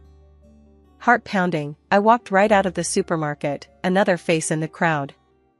I didn't stop walking until my legs burned and my breath came in sharp gasps. The first few weeks in New York were a blur. Every day was a battle between the thrill of freedom and the gnawing fear of being caught. I kept looking over my shoulder, half expecting to see Marco or someone else from my father's world. But the city was big, noisy, and indifferent, a perfect place to hide. Renting a tiny apartment in a less fashionable part of town was my first step towards a normal life. The building was old and the elevator barely worked, but it was mine. My landlord, a grumpy old man named Mr. Klein, didn't ask many questions. "Just pay your rent on time," he grunted when handing over the keys. Finding a job was harder. My tourist visa was about to expire, and I knew I couldn't work legally. After many days of searching, I found a small cafe willing to pay cash under the table. It wasn't much, but it was enough to get by. The cafe was run by a tough, no-nonsense woman named Gina. On my first day, she eyed me skeptically. "You ever worked a coffee machine before, honey?" I shook my head. "No, but I'm a quick learner." "You better be. I can't afford to babysit," she said, but her tone softened slightly. "All right, I'll show you, but keep up." Working at the cafe was exhausting, but fulfilling. I learned to make coffee the way New Yorkers liked it, strong and fast. The regulars were a mixed bunch, and slowly, I started feeling less like an outsider. One evening, as I was closing up, a customer I recognized as a regular, Mike, lingered at the counter. "You're not from around here, are you?" he asked, his tone friendly but curious. "No, I'm not," I admitted, wiping down the counter. "You got a story, huh?" he pressed, in a way that wasn't prying but seemed genuinely interested. "Doesn't everyone?" I replied, offering a smile that didn't reach my eyes. Mike laughed, a deep, hearty sound. "True enough. Well, if you ever need help or a friend, I'm around. Us New Yorkers gotta stick together." His kindness was unexpected and warmed a corner of my heart. "Thanks, Mike. I might take you up on that." As days turned into weeks, I grew more comfortable in my new skin. But with my visa expired, I was officially an illegal immigrant. The fear of deportation loomed large, a constant shadow over my newfound independence. As time passed, Mike became more than just a friendly face at the cafe. We started seeing each other outside of my shifts, and I found comfort in his easygoing nature and his willingness to listen. One night, over a quiet dinner, I finally spilled my whole story to him, the fear, the flight, everything. Mike listened, his face a mask of concern. When I finished, there was a long pause. Then he reached across the table, took my hand, and squeezed it. "Let's get you sorted," he said. "Marry me. I'll help you stay." It wasn't a declaration of undying love, but it was genuine and it was real, more real than anything I'd hoped for. We got married quietly and moved into his apartment. With my new legal status, I managed to land a job as a saleswoman in an upscale clothing store. My language skills and good manners made me a perfect fit, and for the first time I felt like I was building something for myself. I was still cautious, still looking over my shoulder, but now I had someone by my side. Someone who knew all of me and stayed. Mike and I settled into a semblance of domesticity, and for a moment, I dared to feel safe, even content. I started social media pages to share snippets of my new, seemingly idyllic life. But that veneer of happiness was thin, easily shattered. One evening, scrolling through social media, my newfound peace crumbled. On Mike's page, there was a photo that caught my eye, a picture of him with another woman, her arms wrapped around him, both smiling broadly at some glittery event. Confusion and a sharp sting of betrayal cut through me. I waited, tense and cold, for him to come home. When he walked through the door, I confronted him immediately, holding up my phone to show him the picture. "Who is she?" My voice was sharp, a knife edge of hurt underlying the question. He looked at the photo and then back at me, his expression unreadable for a moment. Then he sighed, a sound of resignation. "That's Lisa," he admitted. "I've been seeing her." The simplicity of his confession, the blunt honesty of it, knocked the wind out of me. "Seeing her? While you're married to me?" I struggled to keep my voice even. Valentina, I thought you understood, he started, his tone frustratingly calm. Our marriage, it was more of a convenience, a help. It wasn't meant to be real. Real. The word echoed mockingly around the sparse living room. I felt a bitter laugh bubble up. Not real? You think because you married me to help me out that it gives you the right to, what? Cheat openly? Where does that leave me, Mike? He shrugged, a gesture that ignited my anger further. I told you, I don't see this as a real marriage. I thought we had an understanding. An understanding? No, Mike, you never said you'd humiliate me like this. The hurt was rapidly being replaced by a searing anger. He looked at me hard then. Valentina, you can always go back to your father if something doesn't suit you. As the days turned into weeks, Mike's behavior worsened. He began to drink more, his temper shortening with each glass. He started ordering me around, his words sharp and commanding. If I protested, he'd remind me of my precarious situation, of the ease with which he could send me back to my father. You should be grateful. He'd sneer. I'm your ticket to staying here, remember? His nights out became more frequent, and I was left alone, wrestling with my thoughts, the loneliness eating at me.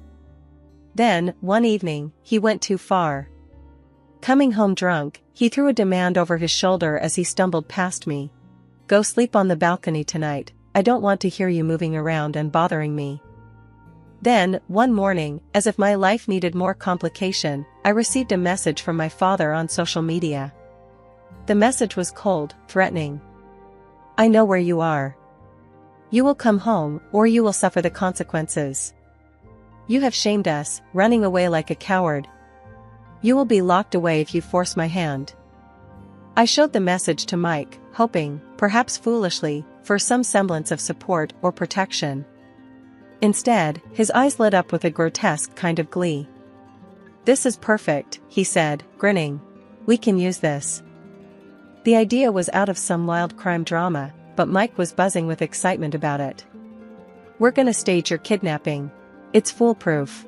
We demand a ransom from your old man, he pays, and we're set, he explained with a grin that didn't reach his eyes.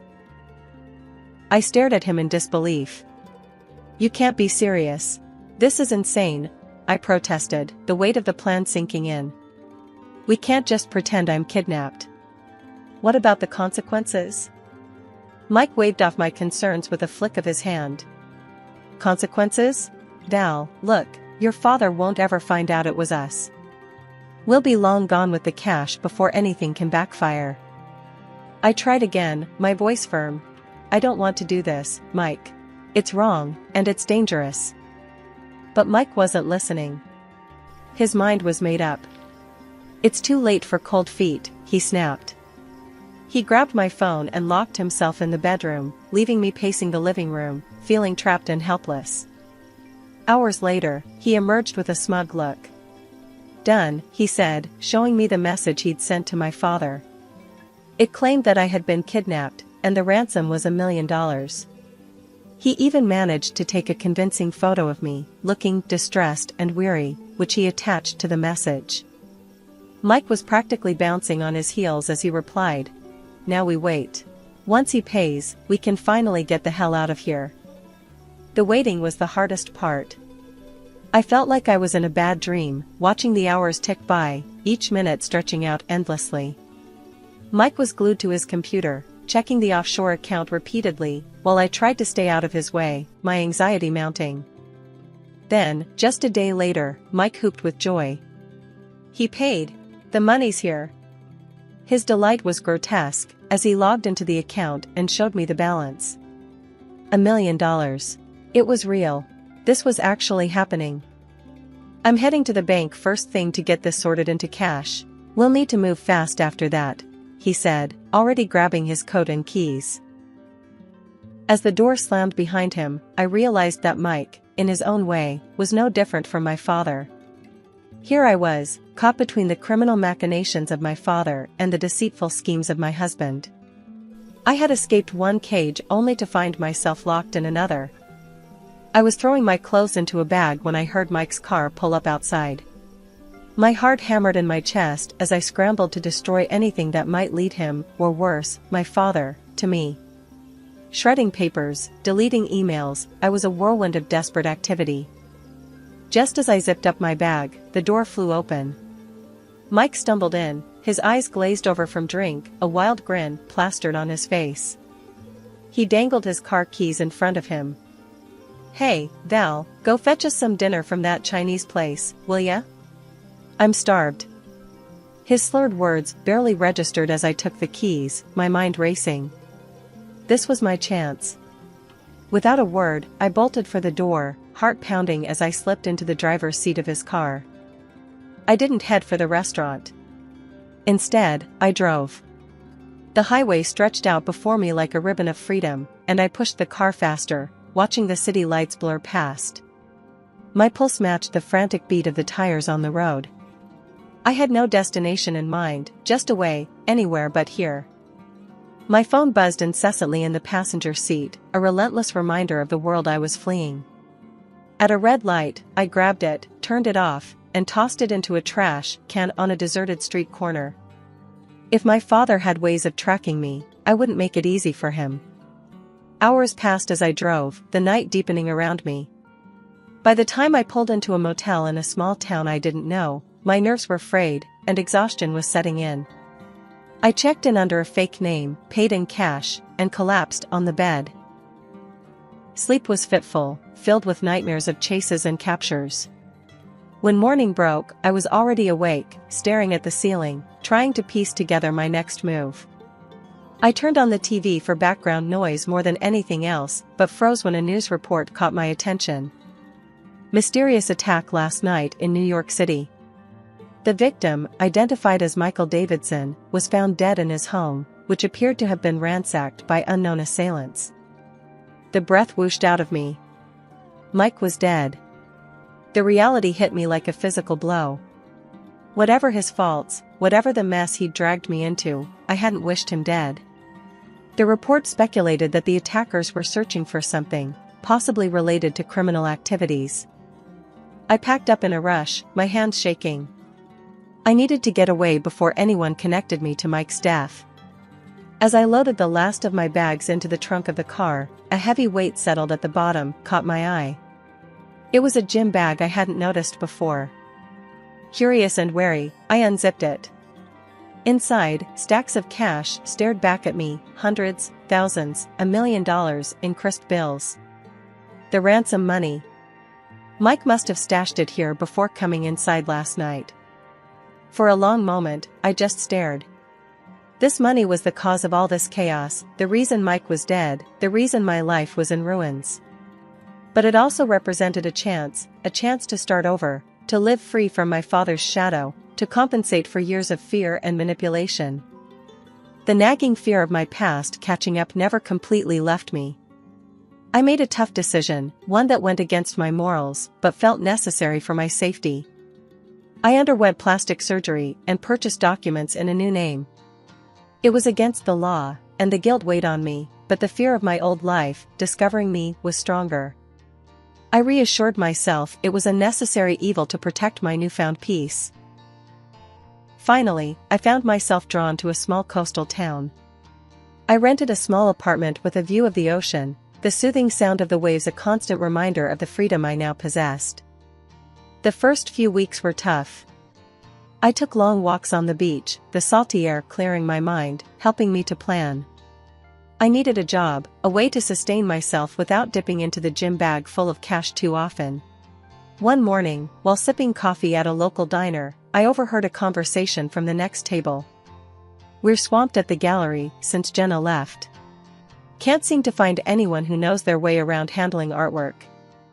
Without thinking, I turned and said, "I have experience with that." It wasn't entirely true, but I had helped organize charity art auctions back in the city. The woman looked me over, her eyes sharp but not unkind. "Is that so? You looking for work?" "Yeah, I am," I replied, my voice steadier than I felt. "Come by tomorrow. Let's see what you've got," she said, handing me a business card. Her brisk, no-nonsense tone reminded me of Gina, but gentler. That conversation turned into a job offer, and suddenly, I found myself working at a local art gallery. It was a small place, but it buzzed with creativity and passion. Months passed, and life found a new rhythm. The fear that had clung to me, shadow-like, began to dissipate. I was no longer looking over my shoulder, no longer jumping at shadows. I started to make friends, real friends who knew nothing of my past, only the person I was now. My name's Julie. Life threw me a curveball when I was just 9. Dad had been sick for a while, but I didn't really get what was happening until he was gone for good. One day he was there, the next day just an empty space at the dinner table. Mom didn't take long to fill that space. Within a few months, she brought home Frank. I guess loneliness hits hard and fast. Frank moved in like he owned the place, and it was clear he wasn't keen on having me around. Julie, this is Frank. Frank, this is my daughter, Julie. Mom introduced us the day he moved in. His look was cold, like he'd rather be anywhere else, but here looking at me. Hi, I managed, a bit shy, but trying to be polite. Frank just nodded, didn't even smile. He turned to Mom. Sarah, can we talk about the living arrangements? I remember feeling a chill as they walked away, his hand on her shoulder. It wasn't long before I started feeling like an outsider. Frank had rules for everything, and he was always on my case. Don't leave your stuff in the living room, eat faster, or too much noise. It was relentless. Mom did nothing. She just nodded along with whatever Frank said, her eyes empty, or maybe just tired. One evening, things boiled over at dinner. I had accidentally knocked over a glass of water, and it spilled towards Frank. Clumsy kid, can't you do anything right? Frank snapped, jumping up as the water splashed his pants. Sorry, Frank. It was just an accident, I stammered, feeling my face heat up. Sorry doesn't clean up messes, Julie. Be more careful, he scolded, his voice raised more than necessary. Mom just sat there, dabbing her mouth with a napkin, silent. I looked at her, hoping she'd say something, anything in my defense. But nothing came. After dinner, I heard them arguing in their room. Frank's voice was loud and harsh. Sarah, that kid of yours needs to shape up. I'm not gonna live in chaos just because you're used to it. Mom's reply was soft, but I caught bits of it. Frank, please. She's just a child. She's still adjusting. Adjusting? It's been months. I'm telling you, if things don't change. I didn't hear the rest, but I didn't need to. The message was clear. Frank wanted me out of the way, and Mom wasn't fighting too hard against the idea. The next few months were just as tough. Frank's complaints were a daily soundtrack, and Mom's silence grew heavier. I was walking on eggshells, trying not to make a sound, disappear if I could. But you can't disappear in your own home, can you? Even a 9-year-old knows that much. Life at home got trickier when Mom told us she was expecting. Frank already had his hands full just tolerating me, and the news didn't exactly make him jump for joy. He was silent for a long minute before he spoke, and when he did, his words were clipped and cold. Well, that's just great, Sarah. Just what we needed, he said, his tone dripping with something that sounded a lot like sarcasm. Mom just smiled, a bit too weakly. It's a blessing, Frank. You'll see. A fresh start for us. I remember feeling a mix of excitement and dread. A little brother or sister seemed like a dream, someone new to connect with, but with Frank's mood swings, I wasn't so sure. Months flew by, and the baby finally arrived. It was a girl, and they named her Anna. I was thrilled. She was tiny, and when I first saw her, all wrapped up in her pink blanket, my heart melted. I thought having Anna around might make things better, even make Frank soften up a bit. Holding Anna felt magical. She was so small, her tiny fingers grasping at nothing. Hey there, Anna. I'm your big sister, Julie. I'm gonna take good care of you, I whispered, promising silently to be there for her, no matter what. But the magic didn't last. Bringing Anna home changed the dynamics again. Frank was fussier than ever, especially about money. One night, about a week after Anna came home, I overheard him talking to Mom in the kitchen. His voice was harsh, louder than it needed to be. More expenses, Sarah. Diapers, formula, God knows what else. And what about Julie? She's not even mine, and I'm footing the bill for her too? Mom's voice was a quiet murmur. Frank, please, she's just a child. We can manage. Things will settle down. It's not just about managing, Sarah. It's about priorities. We need to think about our family now. Our real family. I knew what that meant. I wasn't real family. The sting of those words hit me hard. I slid down the wall, by my door, hugging my knees, trying not to cry. The final straw came when Frank sat us down in the living room one evening, his face serious, his eyes avoiding mine. Sarah, we need to think about the future. Julie's getting older, and expenses are piling up. Maybe it's time she went to live with her Aunt Claire. I felt like I'd been punched in the gut. Sent away? Just like that? Mom finally spoke, looking at me, her eyes sad. Julie, honey, it might not be so bad. Aunt Claire has a nice house, and you'll be well taken care of. But Mom, I don't want to go. I want to stay here with you and Anna. The room went silent. Frank's next words were cold and final. It's decided then. I'll call Claire in the morning. Moving in with Aunt Claire was like stepping into a different world. Her house was big, clean, and always silent. Too silent for comfort. The first day I arrived, she laid down her laws like we were setting terms for a peace treaty after a long war. You'll follow my rules under my roof, Julie. No nonsense, no mess, no backtalk, she declared as she led me through the hall to what would be my room. The room was plain, with bare walls and a single bed against the corner. It felt nothing like home. I nodded, too tired and too upset to argue. Homework right after school, chores before dinner, and lights out by 9. I won't tolerate any laziness or sloppiness, you hear? Aunt Claire continued, her voice firm. Yes, Aunt Claire, I responded, my voice a whisper. Speak up when you're spoken to. Let's have no mumbling here, she snapped. I quickly corrected my tone. Yes, Aunt Claire, I understand. The days that followed blended into each other, each as strict and unforgiving as the last. Aunt Claire was tough, tougher than anyone I'd ever known. She had a way of making simple conversations feel like interrogations. Homework was a battlefield too. If I got a B instead of an A, Aunt Claire had words that stung sharper than any I'd heard before. You can do better than this. Your laziness won't fly here, she'd scold, even though I'd spent hours poring over books. The worst was how she reminded me of my mom's decision to send me away. If I dared to talk back or ask for less criticism, she'd retort sharply, "No wonder your mom sent you here. You need discipline you obviously weren't getting." Those words hurt. They always did. They made me feel unwanted, unloved, like I was just another problem Mom had to solve by shipping me off. Days turned into weeks, and weeks into months. I learned to keep my head down, do as told, and speak only when necessary. Aunt Claire had no patience for tears or complaints, and I had no energy left to fight. "It's for your own good," she'd often say after a particularly harsh scolding, as if the sting of her words was supposed to mold me into someone better. I wasn't sure who that better person was supposed to be.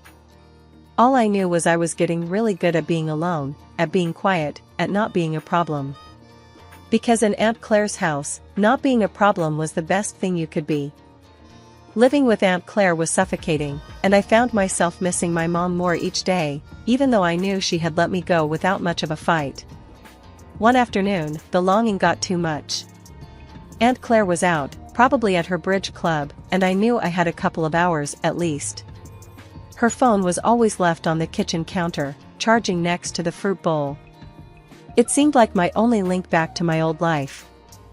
I hesitated for a minute before I picked it up. Dialing my mom's number was muscle memory. I hadn't forgotten it, maybe I never would. My heart was racing as I heard the phone ring. Once, twice, then her voice. Hello? Mom? It's me, Julie. There was a pause, a breath maybe, then, Julie, why are you calling? I swallowed hard, my throat tight. I just wanted to hear your voice. Another pause, longer this time. Then cold, hard, you shouldn't have called. But Mom. Julie, listen to me. You need to stop this. I can't have you calling me. But why? I miss you, Mom. I miss home. When can I come back? Her voice was flat, emotionless as if she was discussing the weather. You can't. That's done. Don't call here anymore. I couldn't believe what I was hearing. Mom, please. Just don't, Julie. There's nothing here for you. Goodbye. She hung up, and the line went dead. The silence in the kitchen was deafening. I felt my hands shake as I put the phone back on the charger. The finality in her voice broke something in me.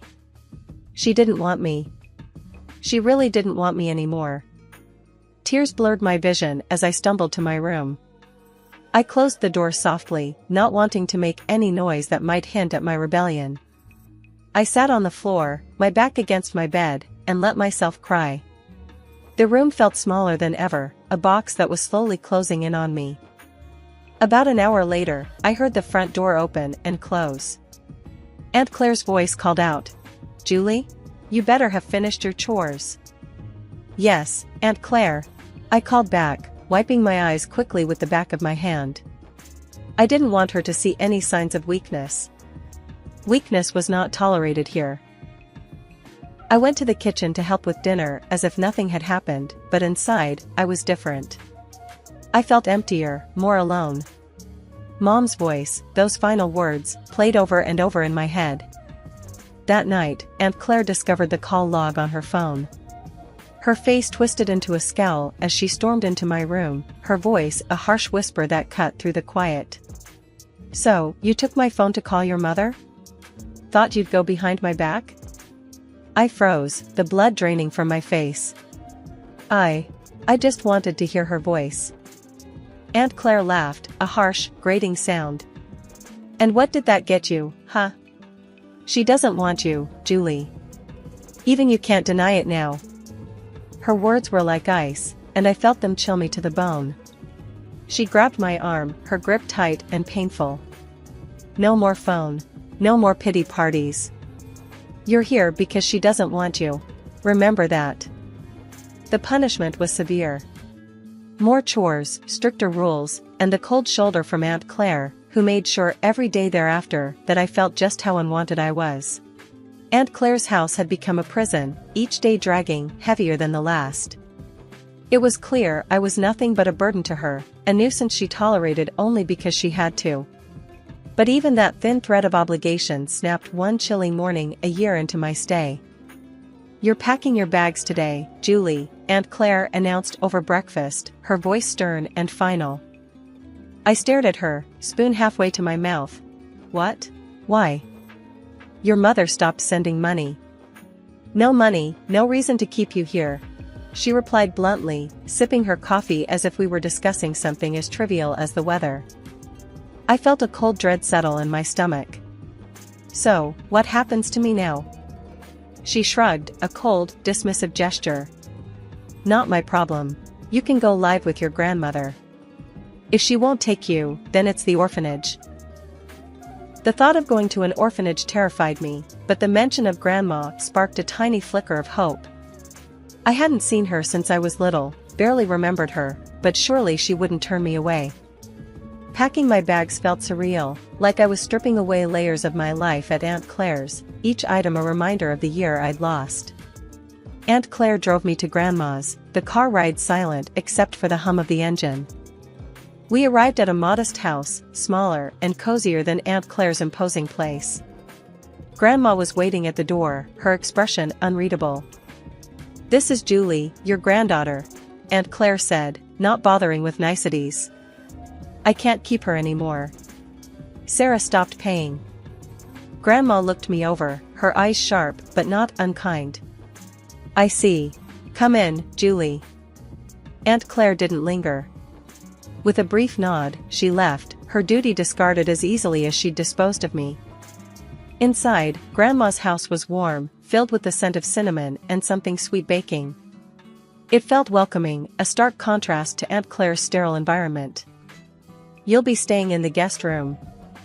I suppose we'll need to sort out some more permanent arrangements, Grandma said, leading me down the hall. The guest room was small, with a window overlooking the garden. It felt safe, a word I hadn't associated with a place in a long time.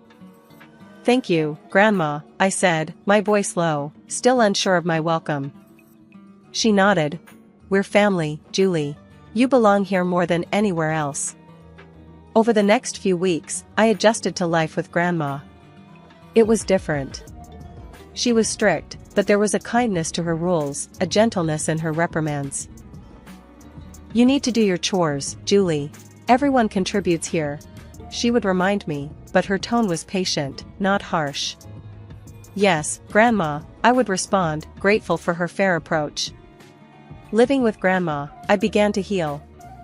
I found solace in the quiet routine of our days, the peaceful nights, and the steady rhythm of life that was so different from the chaos with Aunt Claire. The months rolled by, and on my 16th birthday, Grandma made a decision that would seal our bond forever. Over breakfast, she slid an envelope across the table to me. Take a look at this, Julie, she said, her voice carrying a mix of seriousness and warmth. I opened the envelope, pulling out some official-looking papers. What's this?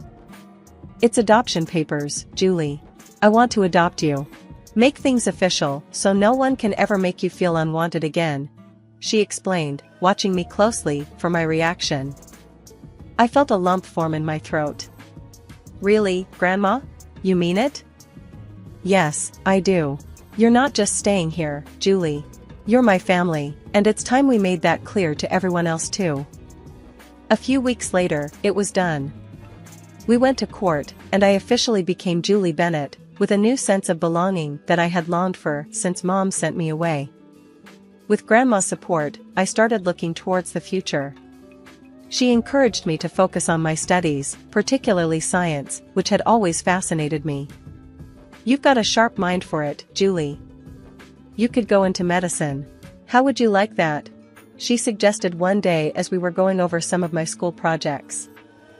I'd love that, Grandma. I want to help people, I replied, the idea taking root. Then it's settled. We'll get you into a good college program.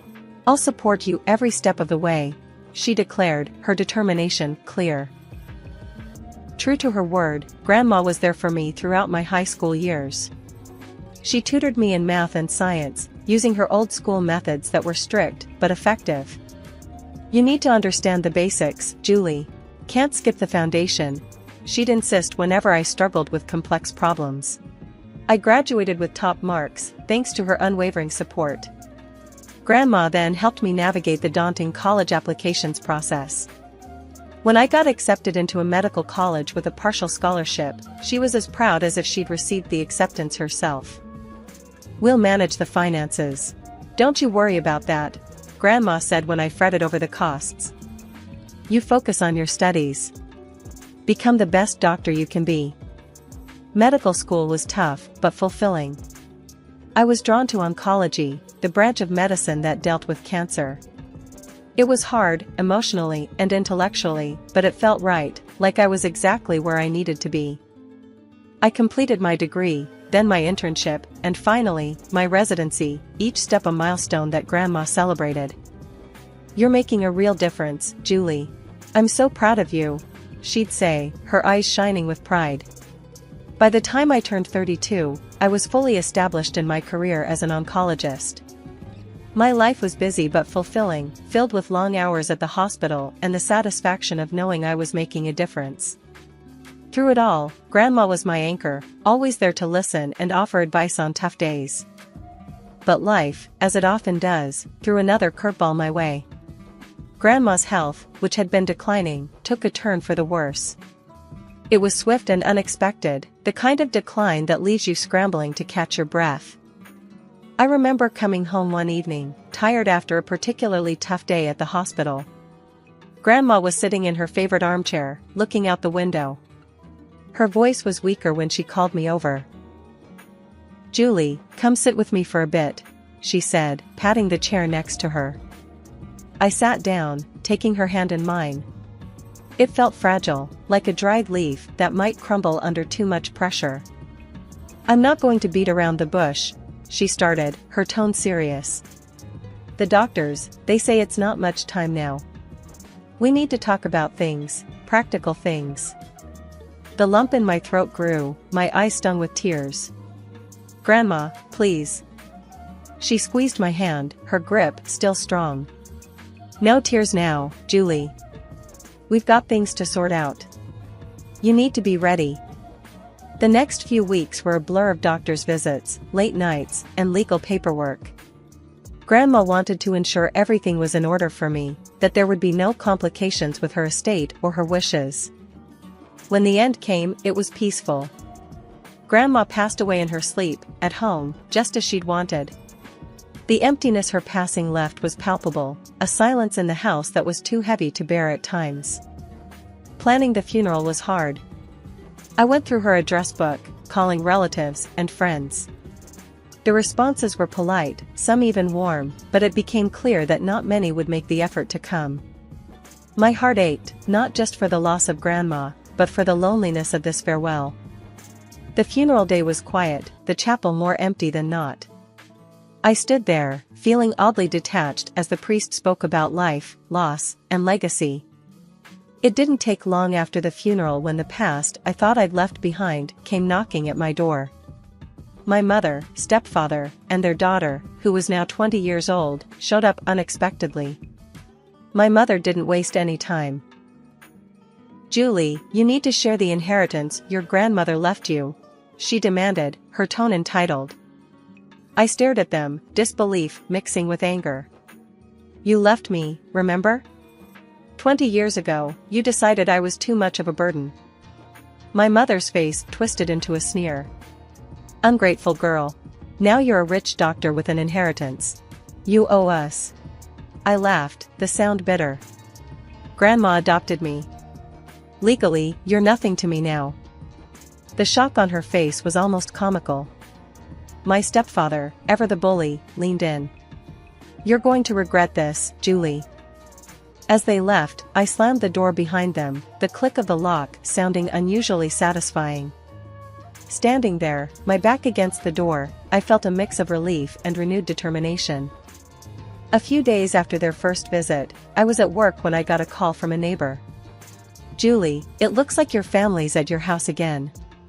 They've been bringing in furniture, looks like they're moving in or something." When I pulled into the driveway, the sight of their car parked out front made my stomach churn.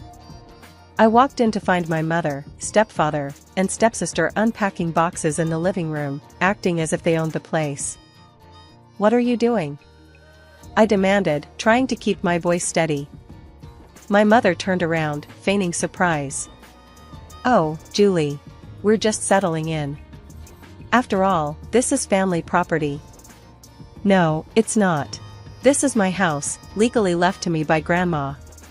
You need to leave. Now." My stepfather stepped forward, a smirk on his face.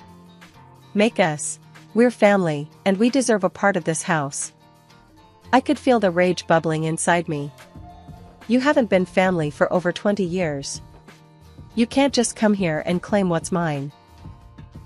My stepsister, watching from the side, finally piped up. "Come on, Julie, don't be so heartless. We're just asking for what's fair." "Fair?" I laughed, the sound sharp and bitter. "What's fair about abandoning a child? What's fair about only showing up when you think there's money to be had?" They had no answers, just scowls and muttered curses. "I'm calling the police," I declared, pulling out my phone. My mother tried to stop me. "You'll regret this, Julie. I've regretted knowing you for years. This is nothing new." I shot back as I dialed 911. The police arrived quickly. I explained the situation, showing them the legal documents proving my ownership of the house and Grandma's will. The officers were firm. "You need to leave," one of them told my mother and stepfather. "This property doesn't belong to you, and if you don't comply, you'll be removed forcibly." My stepfather glared at me, his anger clear, but there was nothing he could do. "This isn't over, Julie," he threatened as they gathered their things. "Oh, but it is," I replied, my tone cold and final. After they were gone, I walked through the house, through Grandma's house.